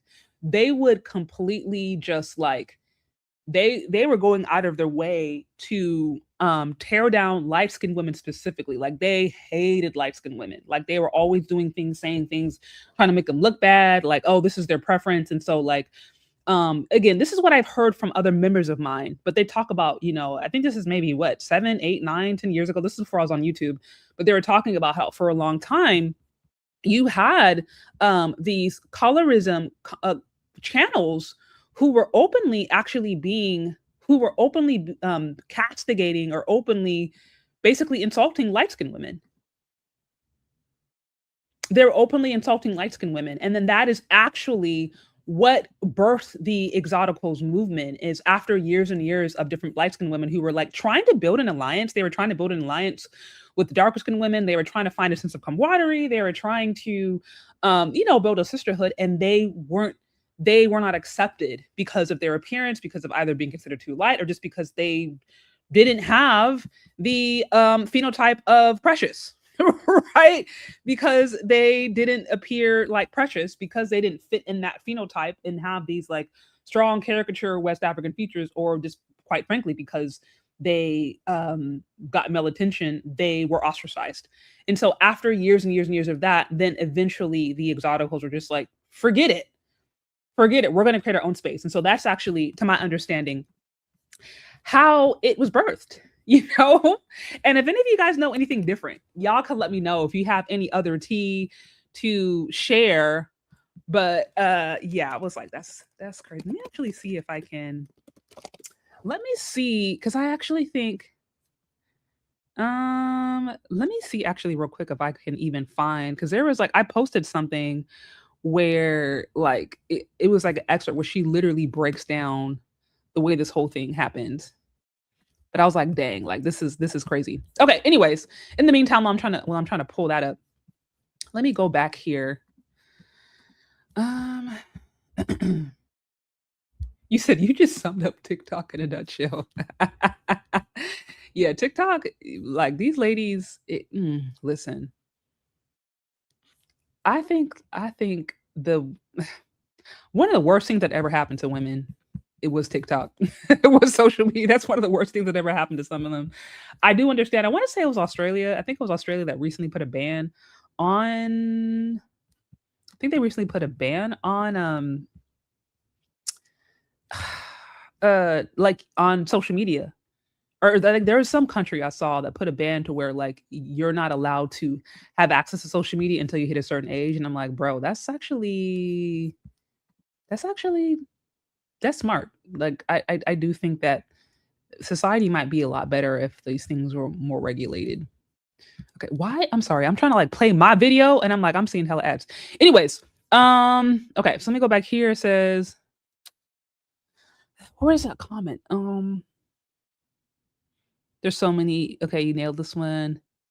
Now, this one says, I'm a light skinned man and I can't lie. We do receive a lot of attention, and I'm sure light skinned females do as well, but I don't think that's dark skinned females' problem.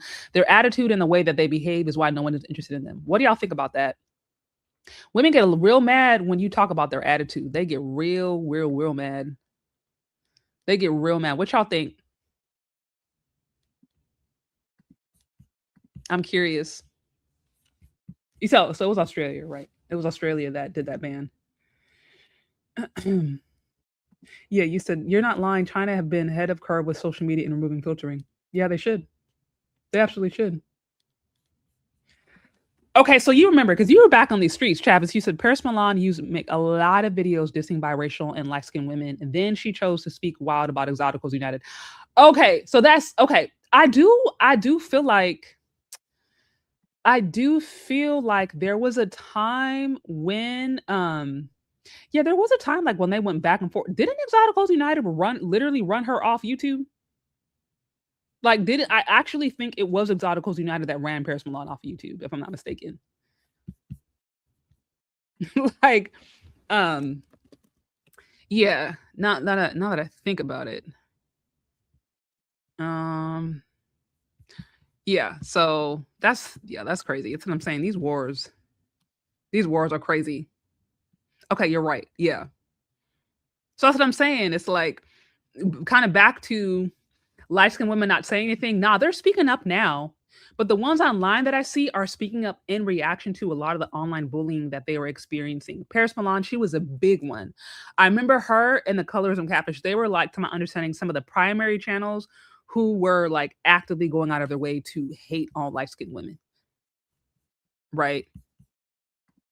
Okay. And that's why to this day, Exoticals United and the Catfish, they do not get along. They do not get along because she knows. She knows. Okay. Let me see if I could find. I was trying to find that one there were a few comments that mentioned my skin tone that I've seen, but there is one I wanted to acknowledge just because I thought it was funny. This one too, I want to talk about the difference between femcells and incels is femcells aren't virgins. So, and I talked about this, right? You guys, I did a whole deep dive on this like 2-3 years ago, where I did like a whole deep dive on incels and then the femcells. And again, the primary difference between incels and femcells is incels actually don't get any actions, period. They're not, they're not getting any play. Femcells have options. They're just not happy with the options that they get. So it's kind of like single by choice, but more single by choice because they're not happy with their options. And because their logic might be, okay, so why don't the femcells and incels just get together and like, why don't we just create a whole dating, app for the incels, and then we can solve that problem, right? Like logic may say that, but the incels and the femcells don't really get along like that because femcells aren't interested in incels. They see incels as like not really on their level, right? they see incels as like the yuck. These are not men that I want to consider. So then they don't give them time of day. Okay, so let me see. You said you never hear a man say, I want a baby with good hair. I have never once in my life heard a man say, I want a baby with good hair. I have never once in my life heard that. It might happen. It might happen. But I've never heard it. If y'all heard it in these comment section, let me know. I'm sure there's going to be somebody on TikTok. There's going to be a story of a Black woman on TikTok who says that she has, whether it's a true video or not is up for debate. But I'm just saying, I never in my life had a Black man be like, oh, I need to get me a white chick or a light-skinned exotical so that my kids can have good hair. I've literally never in my life. Quite frankly, Black men, because y'all notice how Black men can grow really long hair. Like Black men, if they want to, can actually grow long hair. They can grow locks down to their back. They can have cornrows that are like waist length that they like. Black men can actually grow their hair. And I don't really see Black men going out conking their hair like that and dyeing it blonde. Like, I don't see that. If you see it, it's like an artist. That's it. But the collective of Black men are not going to the hair shop, getting conks, getting relaxers, okay, getting extensions or dyeing it blonde or red. So Black men wear their Black natural hair. So that's what I'm saying. Like, I don't know of a situation where Black men are like, oh, I need to get me a Black woman or I need to get me a light skin so I can get a woman with good hair. Like, what? Okay. This one here, it says, how you a Black woman of that shade and you talking like that against us, sis? They shame Sydney Black for this. So this is a comment I thought was hilarious. And listen, this wouldn't be the first time I've seen comments like this to me that are kind of a bit like, bro, what? Did you miss the whole point? Because literally it says, how you a Black woman of that shade? So, right, I'm dark. So how am I this dark? How am I this dark? But I'm talking against dark women.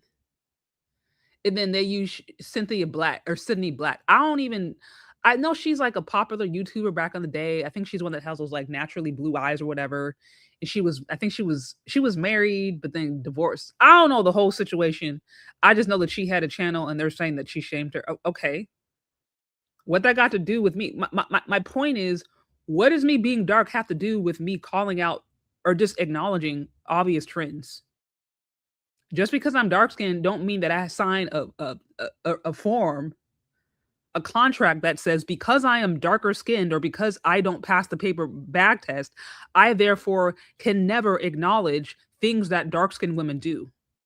I can never call out self-hating behavior. I can never acknowledge trends. I can never play the things that dark skinned women themselves or dark skinned femcells, let me be specific, dark skinned femcells themselves say, because I am a Black woman who is not light skinned, I can't acknowledge things that other Black women and Black femcells do. Like, I didn't know that there was a contract here. I didn't know there was like a secret code that says that by nature of me being a certain complexion, I therefore can't call out the behavior of other women with my same complexion. And that's the problem. The problem there is like, they don't want to be held, like you said, they won't be held accountable. I have to say, I agree with this. Folks don't want to be held accountable. I'm supposed to just sit here and twiddle my thumbs and have people go online and say the dumbest stuff ever, say things that don't make any sense. And by the way, it's one thing if a person is just like, you're writing this in your journal, okay, or you're having a private conversation with your friend, fine. You're making this public discourse. You're going online and making this a public discussion. You're going on TikTok and sharing your most intimate details and putting hashtag public dark skin viral. And I'm not supposed to say anything as a content creator when that's literally what you do is like share your opinion. It's like y'all just don't, some people just don't want to be held responsible for their own actions, or they don't want to be accountable for what comes with those actions. If you don't want, if you don't want conversations or if you don't want discussions around your skin tone, then don't post about it. And don't hit public. If you're going to post about it, if you have to, hit private. Make it only available to family and friends. If it's that serious, if you just have to get it out, but you don't want it to, okay, make it available for family and friends. That's fine. But don't go online and say all these things, create all these narratives about what lighter skinned women are doing or how they have it better or how exoticals or whatever, and make it seem as if this is the experience of all Black women with your skin tone. And I feel like you're not going to have people respond. Like, it doesn't work like that. It don't work like that. And like I said, this wouldn't be the first time I've seen comments like this where they're like, oh, well, you're darker, so you shouldn't be like, huh? So what, I'm supposed to just automatically have this like sign alliance with darker women or Black women who don't like being Black? Like, no, absolutely no way. Absolutely no way. Now, this one right here. Men around the world write books about how they like fairer women. Shay, it's not your skin. You're just fat. Okay, so here's something else that I think we need to acknowledge. Which men?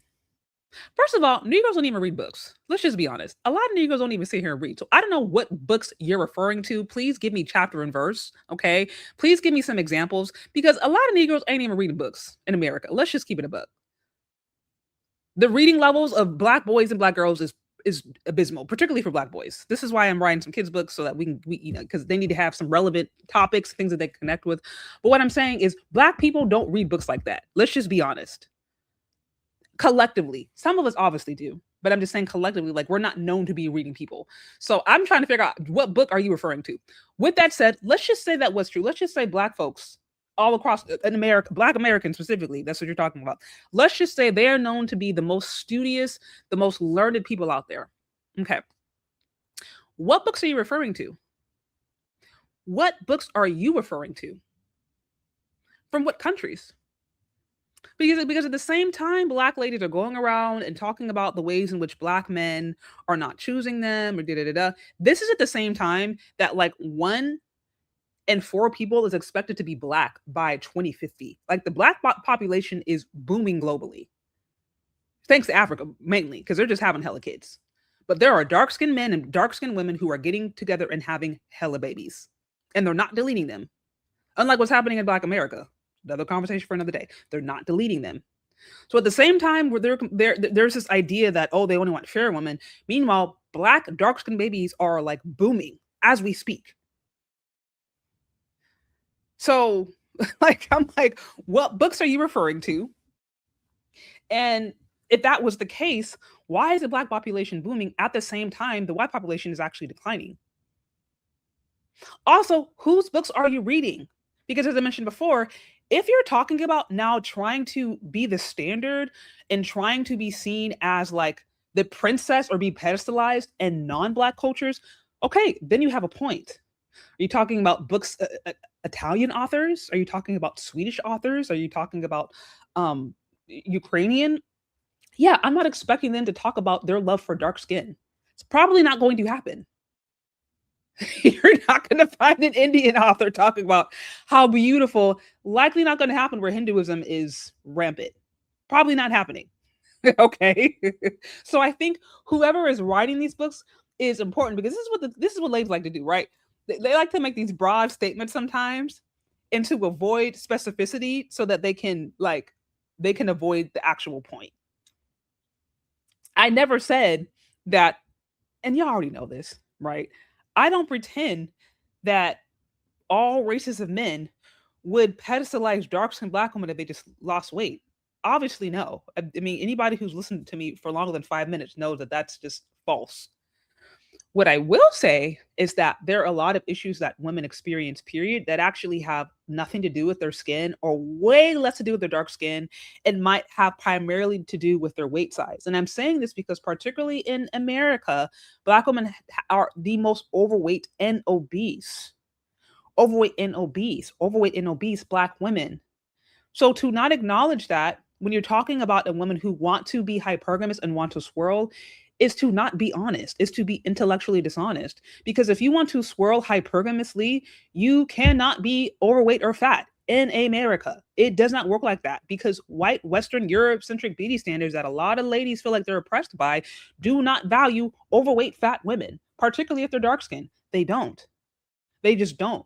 So that's what I'm saying. It's like to overlook that factor and then just to point to your dark skin and not to consider weight and also to not consider other things. It could also be attitude. It could also be your energy. So many different things. It's like, bro, we're being intellectually dishonest.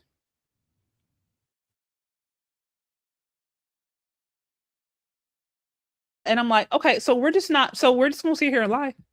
We're just going to sit here or just sit here and be dishonest. Come on now. This one here,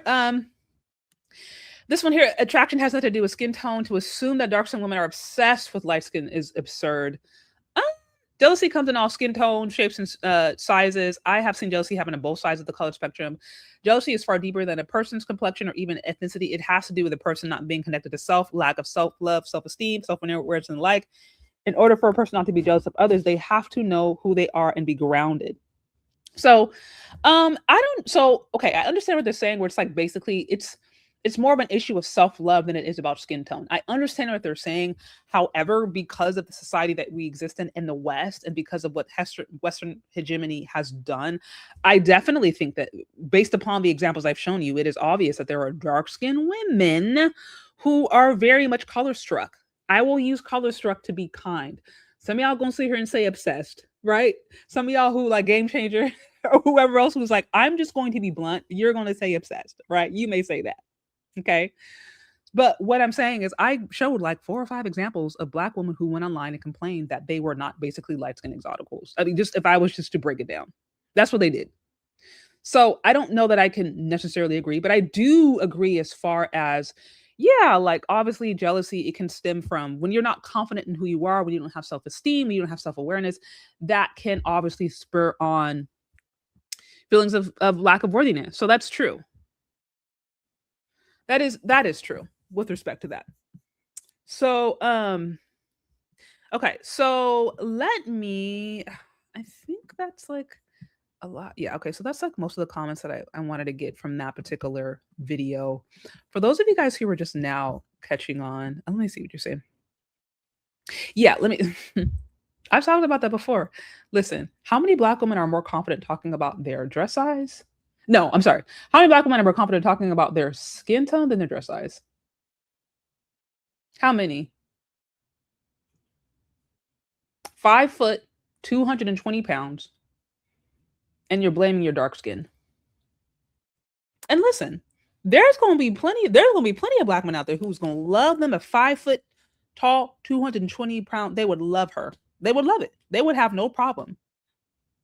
The problem is, first of all, if the kind of Black men who would love that are the kind of Black men those ladies like, and then if those ladies are aspirational daters, hypergamous daters, they're going to run into issues because fat Black women aren't. Just fat women in general, like, don't have status. This is why you have the body positive movement, because these are fat women who are saying, we want to be seen as beautiful. We want better status. We want better representation.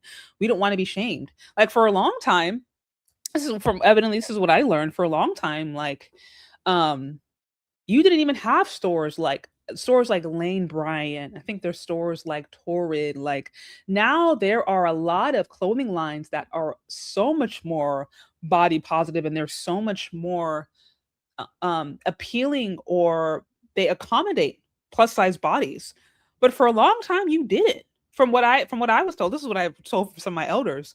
You know, back in the day, if you were plus size, all you had was like gray and tans. You had grays and tans, and like they weren't making stuff for you like that. They were not making things for you to feel beautiful. They weren't making trendy cuts. They weren't giving you all this variety of options. The way they have it today, that's not how it was back in the day.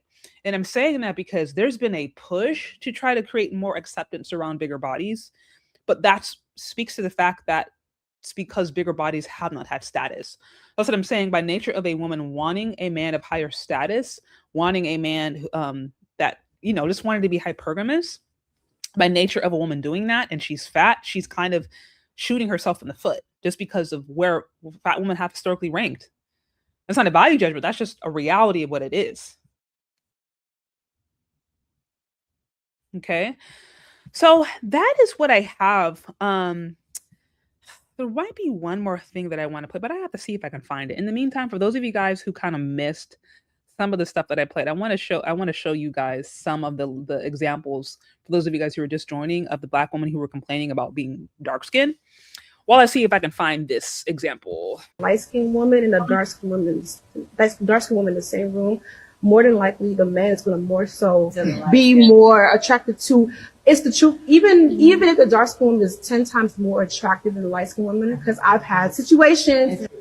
I'm not considering myself the most prettiest woman in the world, but there have been times where I'm in a room with someone who's lighter than me, and I know I'm more attractive than that person, but somebody's going to be more willing to approach her or want to talk to her opposed to me. I want to get the same attention compared to somebody if I'm with a lighter skinned person. And it's the truth. And it's still going on. I don't think it's ever going to change. I feel like people are going to always be more attractive. It may not be something that you think that you're doing, but I just feel like psychologically it's just something that is more appealing to you. Okay, so you heard that one over there. I don't blame light-skinned girls for using their light-skinned privilege, because honestly, if I was light-skinned, I would do the same shit. I would be the evil light-skinned using niggas for their money. Like, that would be me. Like, bitch, I would fuck my way into being a socialite. Dead ass. I would be Instagram modeled down. What I don't like is when they turn around and be like, we don't have privilege. Because now you just played in my face. Use the privilege that you got. Period. Do that. Exploit these niggas. Period. But don't act like it don't exist, babe. So y'all heard it. I mean, I've already said God could have kept her from being light skinned because she couldn't handle it. Sound like some ladies can't handle light skin. That's kind of crazy, but here it is. I hate myself, but guess what, bitch? I am never, and I mean ever, going out to a club, not to a party with a group of light skinned women. Because, woo, bitch, the shit I've experienced, no. I'd rather go out with a group of white girls to a white club, to a white party, okay? Because I completely accepted men of other races not finding me attractive because I'm black. But you know what? I'm comfortable with that because it's like, bitch, I don't give a fuck if you find me attractive or not. I'm not looking for approval from you. But it's a different type of, it's a different type of gut wrench, a different type of stab in the heart when you going out to a black party and you going to a black club and you going out with your light-skinned friends and they doing nothing. They standing on the wall like this. You having the time of your life. They standing on the wall. You socializing and niggas coming up to them and not you. Oh, hell no. No. You can say what you want. You can say, like I said, call me insecure, bitch. I'm just saying I never woke up one day and wanted to be a different skin color, but bitch, one thing you not gonna do is try and make me feel bad about my complexion, bitch, because I won't allow it. I will not allow it. And you know what? To add on top of that, I'm never going to no black space with a group of girls that ain't black like me. I'm not going out because I had this one. Okay, let me tell you how I had this one Asian roommate, right? And there's this guy that I was attracted to first, right? Like, I just saw him on a dating app. We would scroll through like hints for fun. There's this African guy, mind you, that I saw first, and I thought he was cute first, but he completely ignored me. And then he was in her DMs after the fact, and he was just begging for her attention. Mind you, this girl Asian. He had a fetish clearly, but he was just begging for this girl attention. And so, boom. Then he invites her out to a party, and he's like, bring your friends. And then she's like, okay. And he was like, but you can't bring the black one. And she was like, why? He said, because my friends don't like black girls. Mind you, he was a British motherfucker. And that's why no, bitch. That's why I'm not doing it. While we're all single, because there's not enough mixed bitches to go around for everybody. That's exactly why we're all single. These men are holding on, hoping and wishing that they get them a biracial girl or a non-black girl to validate their feelings of unworthiness. We're not enough for them because they're not enough for themselves. We're virtually a reflection of who they are, and they don't feel good enough. So they want that color-struck image because it invites them into a room that they feel that regular black girls just can't get them in. That's why we're all single. The men are all holding out for the young, biracial, poster girl that as soon as a man get money, what does he go do? Cat Williams said it best. They go get a weird looking mixed girl. You have to realize that it's not your problem. Them not being enough is going to manifest in everything they do. Their mothers didn't love them well. That's why they're upset with us, because we love our kids well. This is not a personal problem for women. This is a I'm not enough problem for men. They're all waiting on the same girl. It's not enough for them to go around. So they look at us and they want us to basically feel like we're choosing up because we're not what they typically would want to go for. And their type don't even like them. Those girls are going for the men with money and the basketball players and the football players. So realistically, we're all just unsatisfied because we all have this social media fuel idea of what we all want, when realistically you're not worth that. You're not going to get that. And they hate to hear it. And when it comes to a little black girl, even if she's on her shit and got her shit together, because she's not biracial enough, they want her to be happy to be around and take the bare minimum. Why? Because they don't think she's good enough, because they don't feel their mothers were good enough. It has nothing to do with us ladies. This is that them problem. You go out on a date with these men, I want y'all to start asking them, who is their celebrity crush? Like, why? And don't let them say, oh, babe, you my celebrity crush. No, bitch. Ask them and make sure they answer. When I went on a date with my man, he told me that Cash Doll was his celebrity crush. Do I look like Cash Doll? No. But one thing me and Cash Doll got in common, bitch, we're black. A lot of y'all be getting with these men. What y'all don't understand is that they don't even desire the type of woman that you are. He want him a light-skinned BBL warrior. He want him a Hispanic girl. But you never knew that because you didn't really get into his mind and actually see what he fantasized about. It's important. I don't give a fuck. Yes, men will smash anything, but a lot of the times they will not be faithful to that kind of woman if you're not that kind of woman they really desire about. And it's not looks-wise. It's about the skin with these fucking black men, and I'm telling you from experience. Okay, so y'all heard it. Those are just a few examples. Some of them I have reacted to, some of them I'm going to be reacting to in some upcoming content. But I just wanted to give y'all a sense of, so we covered off a lot for those of you guys who are here now catching the replay, or you're just kind of just tapping in. We just kind of went over just multiple things. We started off by talking about why evidently I'm too dark to talk about colorism, and really why, to me, these ideas and these standards ultimately just expose deeper insecurities about this whole colorism conversation. Because really, what I have found about the colorism topics as it is online, oftentimes I feel that it's not that colorism isn't real, that there isn't a history of colorism, but most of the time I see ladies using colorism as an excuse. And I wanted to play you guys a few examples of the kinds of ideas, the kind of messages that are going out there. And I also wanted you guys to kind of notice the kind of women that were talking about it. We're talking about colorism. They were complaining about the ways in which they don't get attention from the exoticals, right? Or they don't get the kind of attention the exoticals get. I want you to notice the phenotype of many of these women. And what I've noticed of the phenotype of many of women who complain about colorism is that these are not women who are maybe more in the category of like an Inoki eye. Or I mentioned Kelly Rowland. I know some of you guys said she was bleaching her skin, but she's always been beautiful as far as I can tell, that whatever complexion.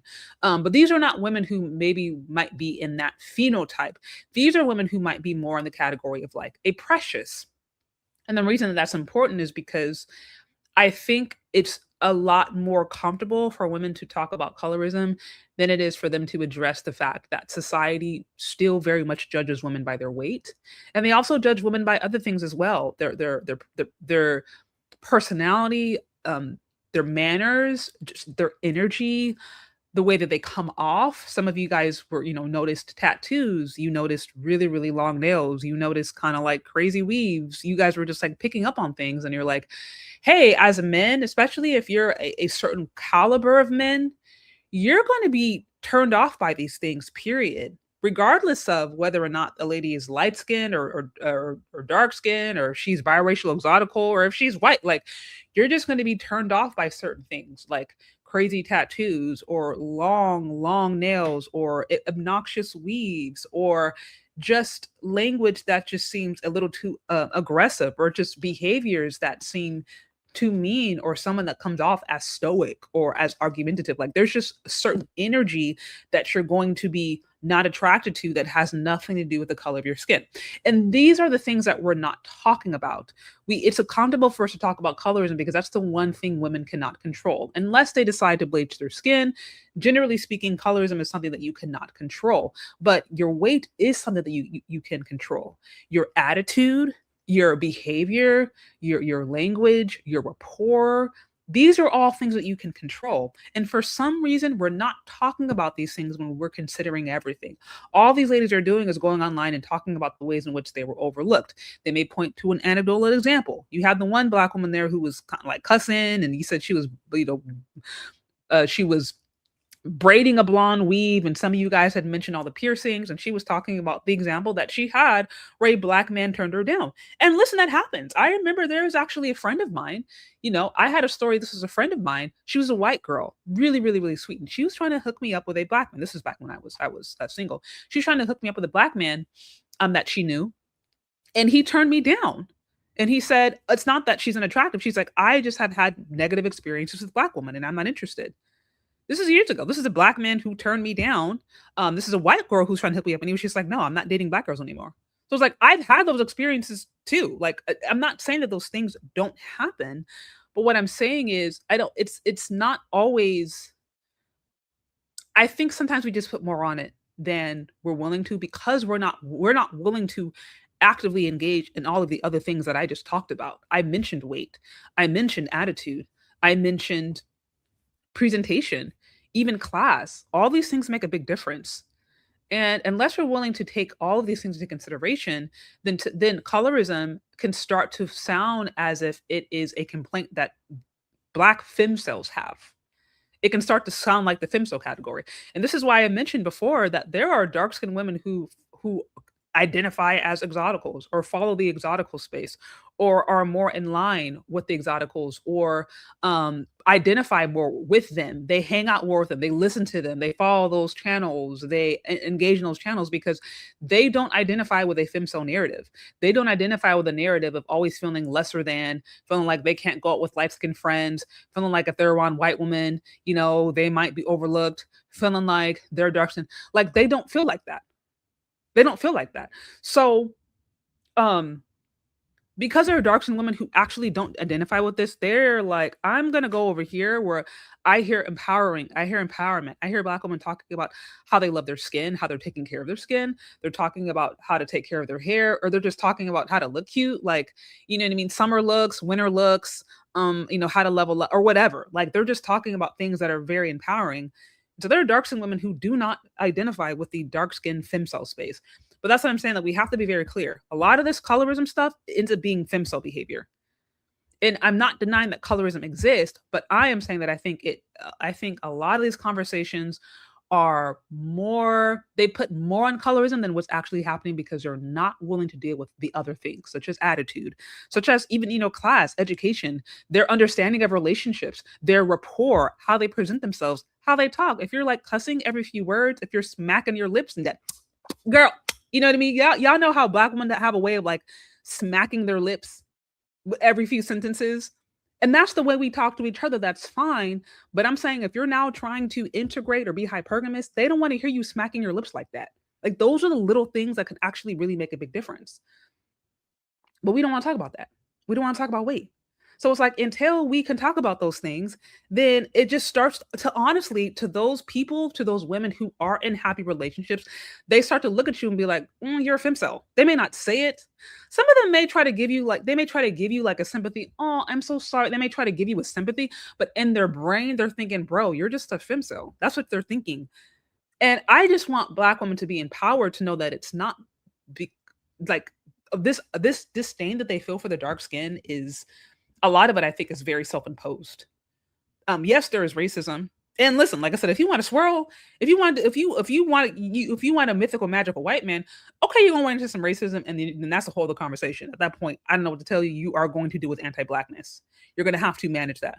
But if that's not what you're about, if you just want like genuine love, and you're not trying to use a white man to like as a savior complex, and you just want genuine love, then you can find people who can genuinely love you with your dark skin. You just want to make sure that you're actually presenting yourself as like relationship material, and going online and complaining and like cussing every 15 seconds, and then having crazy piercings, and unfortunately crazy piercings and tattoos, and looking as if you don't take care of your weight, like that is going to put you in a particular category. If you want a man who is high value, or a man that is desirable, that other one would desire. It just is what it is. There's no way to get around that.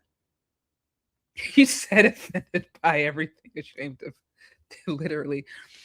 You know why they're not ashamed? Listen, I've said this before too. I don't know what it is about. There's something about Black women that know how to make everything a trend.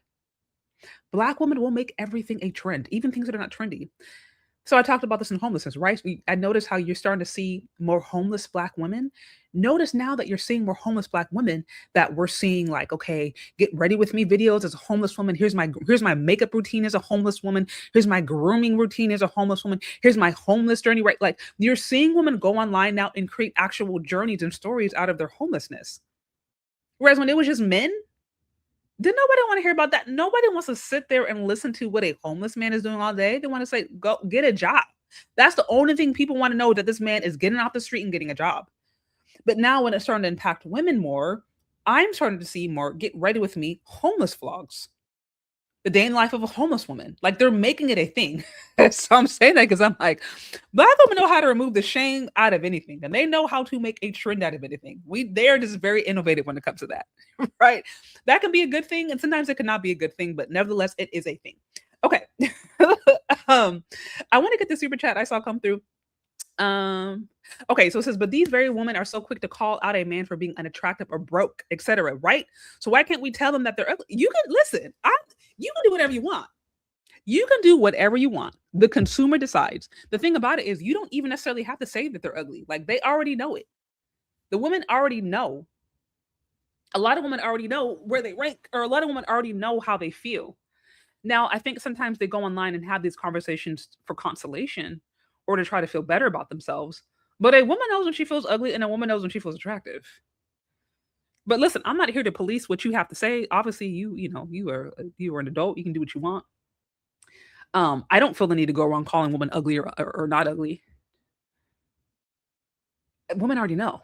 But we can be honest about like what is. And maybe I shouldn't be more polite. Like I'm not gonna be like, oh girl, you ugly. I might be like, you don't benefit from the isms. I try to be more poetic with it.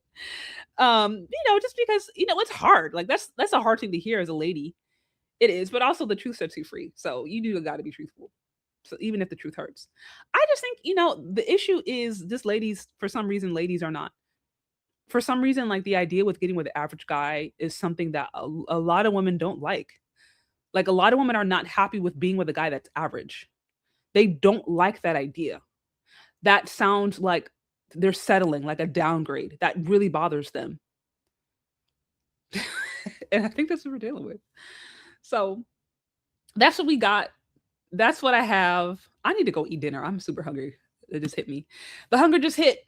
And I need to go to the gym too. I got to walk in. That's why I was a little late, y'all. I was out walking and I was like, I could go back or I could just get my steps in. So I just got my steps in. And then I was like, okay, I'm going to do live. And now I need to go work out. But anyways, this was cool. Let me know what y'all think. Leave your comments down. Like, share, subscribe if you have not already. Oh, let me just say this too. Let me say this real quick. Real quick before I forget. Two things. I'm going to say two things for you guys. And I might actually just do I might have to do a whole separate video on this for the ones in the back who miss it. But this is real quick. Like I said, my is this it right here? Why is this going on? Sorry. Bear with me. Why am I not seeing this come up? What is going on? Sorry guys. I'm trying to find, why is this not coming up?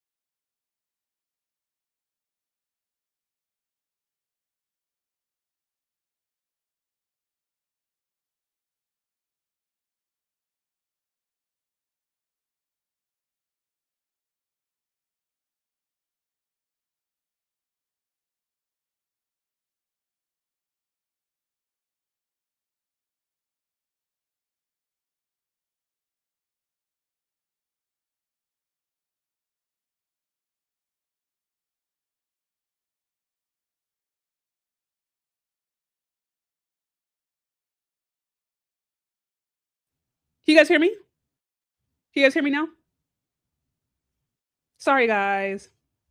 Sorry. You guys hear me now? Let me know. I think you can. Is audio back on? Because I hear y'all saying no audio.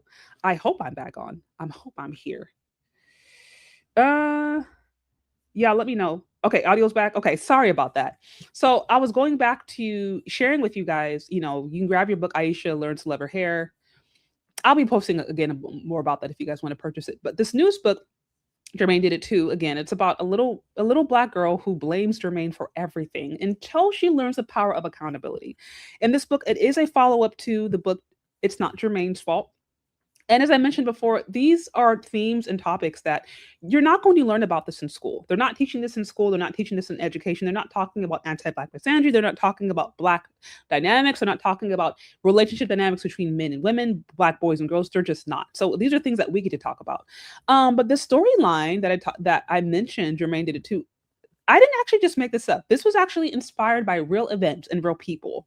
Now I made it into a little kid story to talk about some important themes, but this was inspired by real events and real people. So, the little black girl, Christina, and then we have Jermaine, who he's a protagonist that I mentioned in other books. Now, I wanted to look at this. I wanted to look at some feedback here from this particular commenter, April's Will 9204, who was very, very disturbed by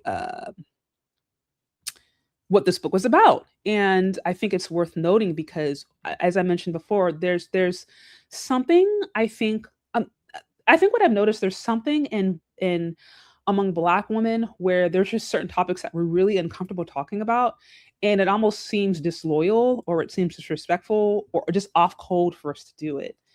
And my intention is never to bash particularly anyone, or to that's just not why I'm doing these things.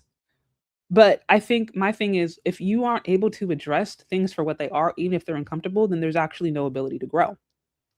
So this one right here, it says, okay, we live in a system, in a world that unjustly criminalizes Black people, including children. In that context, choosing to frame Black little girls as a primary perpetrators is not only irresponsible, it's dangerous, right?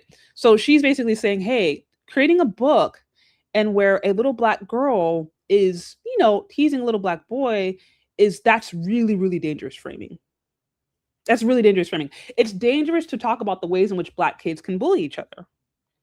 It's dangerous to talk about the ways anti-Black misandry can show up. Here's the thing about it. You don't just have women wake up one day and create YouTube channels that say, delete Black male babies. That didn't just come out of nowhere. You didn't have YouTube channels that would go online and have pictures of Black men hanging.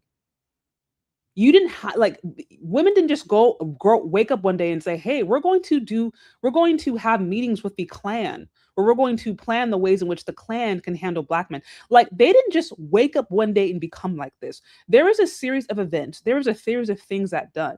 What y'all like to call the reach back, what you guys like to talk about, the lack of accountability. This didn't just happen randomly one day. There were ideas, there were beliefs, there were thoughts, there were actions, there were behaviors that happened over a course of time that, when unaddressed, produced that particular fruit. So for me to not address the fact that when Black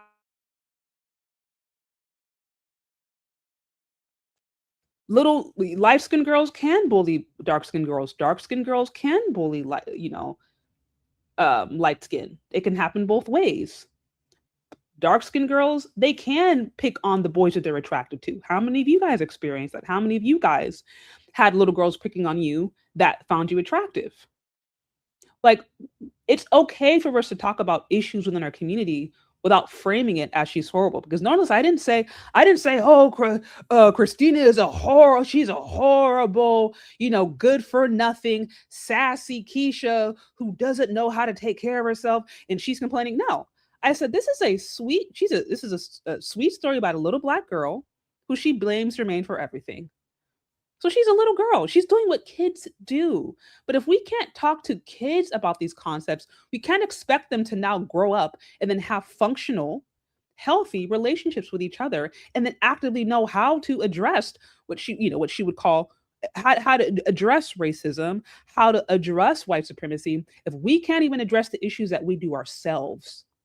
So this is the problem that I have when we are so unwilling to talk about the ways in which we can also undermine our own community.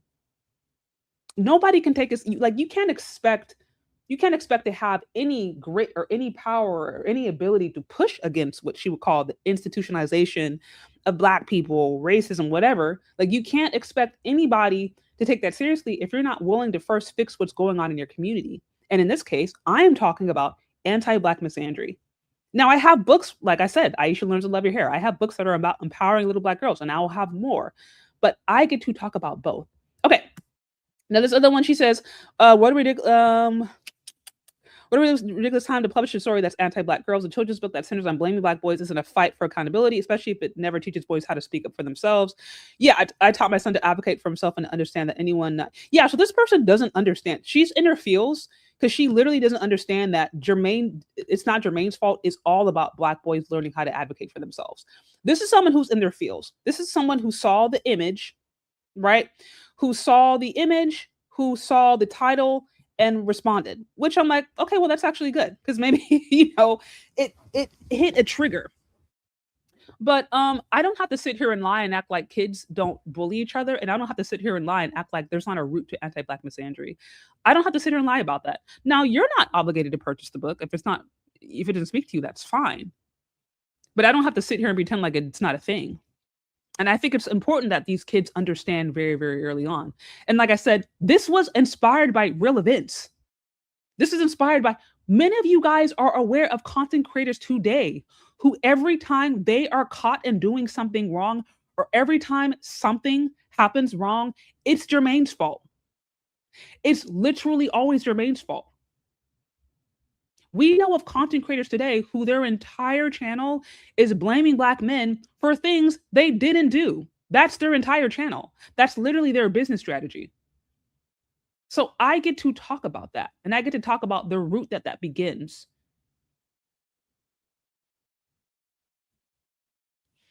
Okay.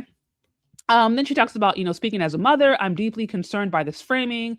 It's reckless to pit black girls against each other when the real danger has always been how the world treats them. Again, I don't disagree with this.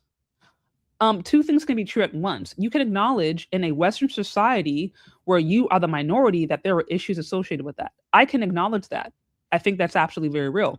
I also don't have to pretend that there are different issues within black culture specifically that come up. Like, I don't have to pretend that just because black people are black, that they have this automatic kumbaya relationship, that by nature of black women being born black, they automatically love black boys. And by, nature of black boys being black, they automatically love black girls. We don't exist in that society. Perhaps back in the 1900s, when black folks didn't have a choice but to get along, we no longer exist in that society in 2026. And to pretend as if we do, to me, is to not set up younger generations for success. They have to be aware not only of the way that society treats them, but also the ways in which we ourselves have actually mistreated ourselves. This is why I did that live a few weeks ago, where I talked about the history of swirling and divesting and how swirling and divesting was actually deeply connected to the enslavement process, and how black women who chose to swirl were swirling with slave owners and what that meant. So it's like, we have to talk about all of it. You can talk about white supremacy if you want to. You also got to talk about the ways in which black people have collaborated with that, and the ways in which they do, or the ways in which they are impacted by that, and the ways in which they can engage with self-hatred. But these are uncomfortable conversations. It's easier to say black girls are queens, they're goddesses, their ebony skin gives them black girl magic, they have the Eve gene, and nobody would be here if it wasn't for black women, and they are the original mother. Like, it's really easy to say that. That's not preparing them for what is to come. It's not preparing them for what is to come. So I just wanted to respond to this comment because obviously I saw this person was very emotional, and I think that's fine. It's okay to be emotional, and I can understand why some of these topics may be very, very difficult to address. I also had some people who were questioning my framing. It's like, oh, why did you have a dark-skinned Black girl? Why does she have to be fat? I'm like, we do recognize that the majority of Black women in America are overweight or obese, right? So I'm supposed to sit here and just now paint every Black woman that I show as like, skinny with like a six-pack abs? How do you think Black women end up being 5 foot, 200 pounds, 190 pounds, a size 18? How does that happen? They don't just like wake up one day and then automatically gain 100 pounds. They don't just wake up one day and end up being plus size or being obese. It starts young. So just because I'm reflecting things that actually might be honest or trends doesn't mean that you're necessarily attacking the community. As mentioned, it is. These are different experiences. And Christine, she's just one thing. Like I said, I've had other characters. My first book, Aisha Learns to Love Her Hair, beautiful Black girl who's learning to love her hair. But I see y'all, y'all want to sit here and just overlook that stuff. You can overlook the stuff that's okay, empowering. You don't want to support it, but it's like, okay, that's cool. But now when I say something that's a little real, we're talking about how does anti-Black misandry, again, what does lack of accountability look like? How do Black girls learn accountability? We want to talk about those things, and now I'm attacking Black girls. That's BS. To me, in my opinion, that's BS. So if you haven't already, grab your copy. Okay. Jermaine did it too. It's available for pre-order. So it's a little cheaper now while it's available for pre-order. Also, it's not Jermaine's fault. This book is already dropped. Again, this book is specifically about little Black boys, their experience in the education system and learning how to advocate for themselves. I did get feedback from Dr. Tizon Johnson. Shout out to him. He gave me some really good feedback on this book to try to make this as realistic as possible. So check that out if you have not already. And you could also shop your Don't Blame Jermaine. You can grab your Don't Blame Jermaine shirts. And that's what I have. But I think it's important. It's important for us to recognize that just because these things are uncomfortable doesn't mean that we shouldn't talk about it. That's just my thought. Anyways, yeah, he said this cover reminds me of someone. I'm just gonna let y'all be creative. But like I said, we all know of people who blame Black men for everything, even things they do not do. And that's what we're trying to address. Okay. So anyways, y'all, this has been cool. This went a little longer than I thought, but I was having fun, so it's all good. Like, share, subscribe on the way in. Grab your copies of Jermaine Did It Too, or you can grab your shirt. It's not Jermaine's fault. Aisha Learns to Love Your Hair. Whatever, just, support. Grab your books. Like I said, these are for kids, but there are also themes that I think adults could enjoy. And yeah, let me know what y'all think down in the comment section. Join channel membership if you have not already. You can get access to exclusive content there. Y'all can catch the replay game, those of you guys who are catching me later. And yeah, thank you so much for listening, guys. And we'll talk later. Bye.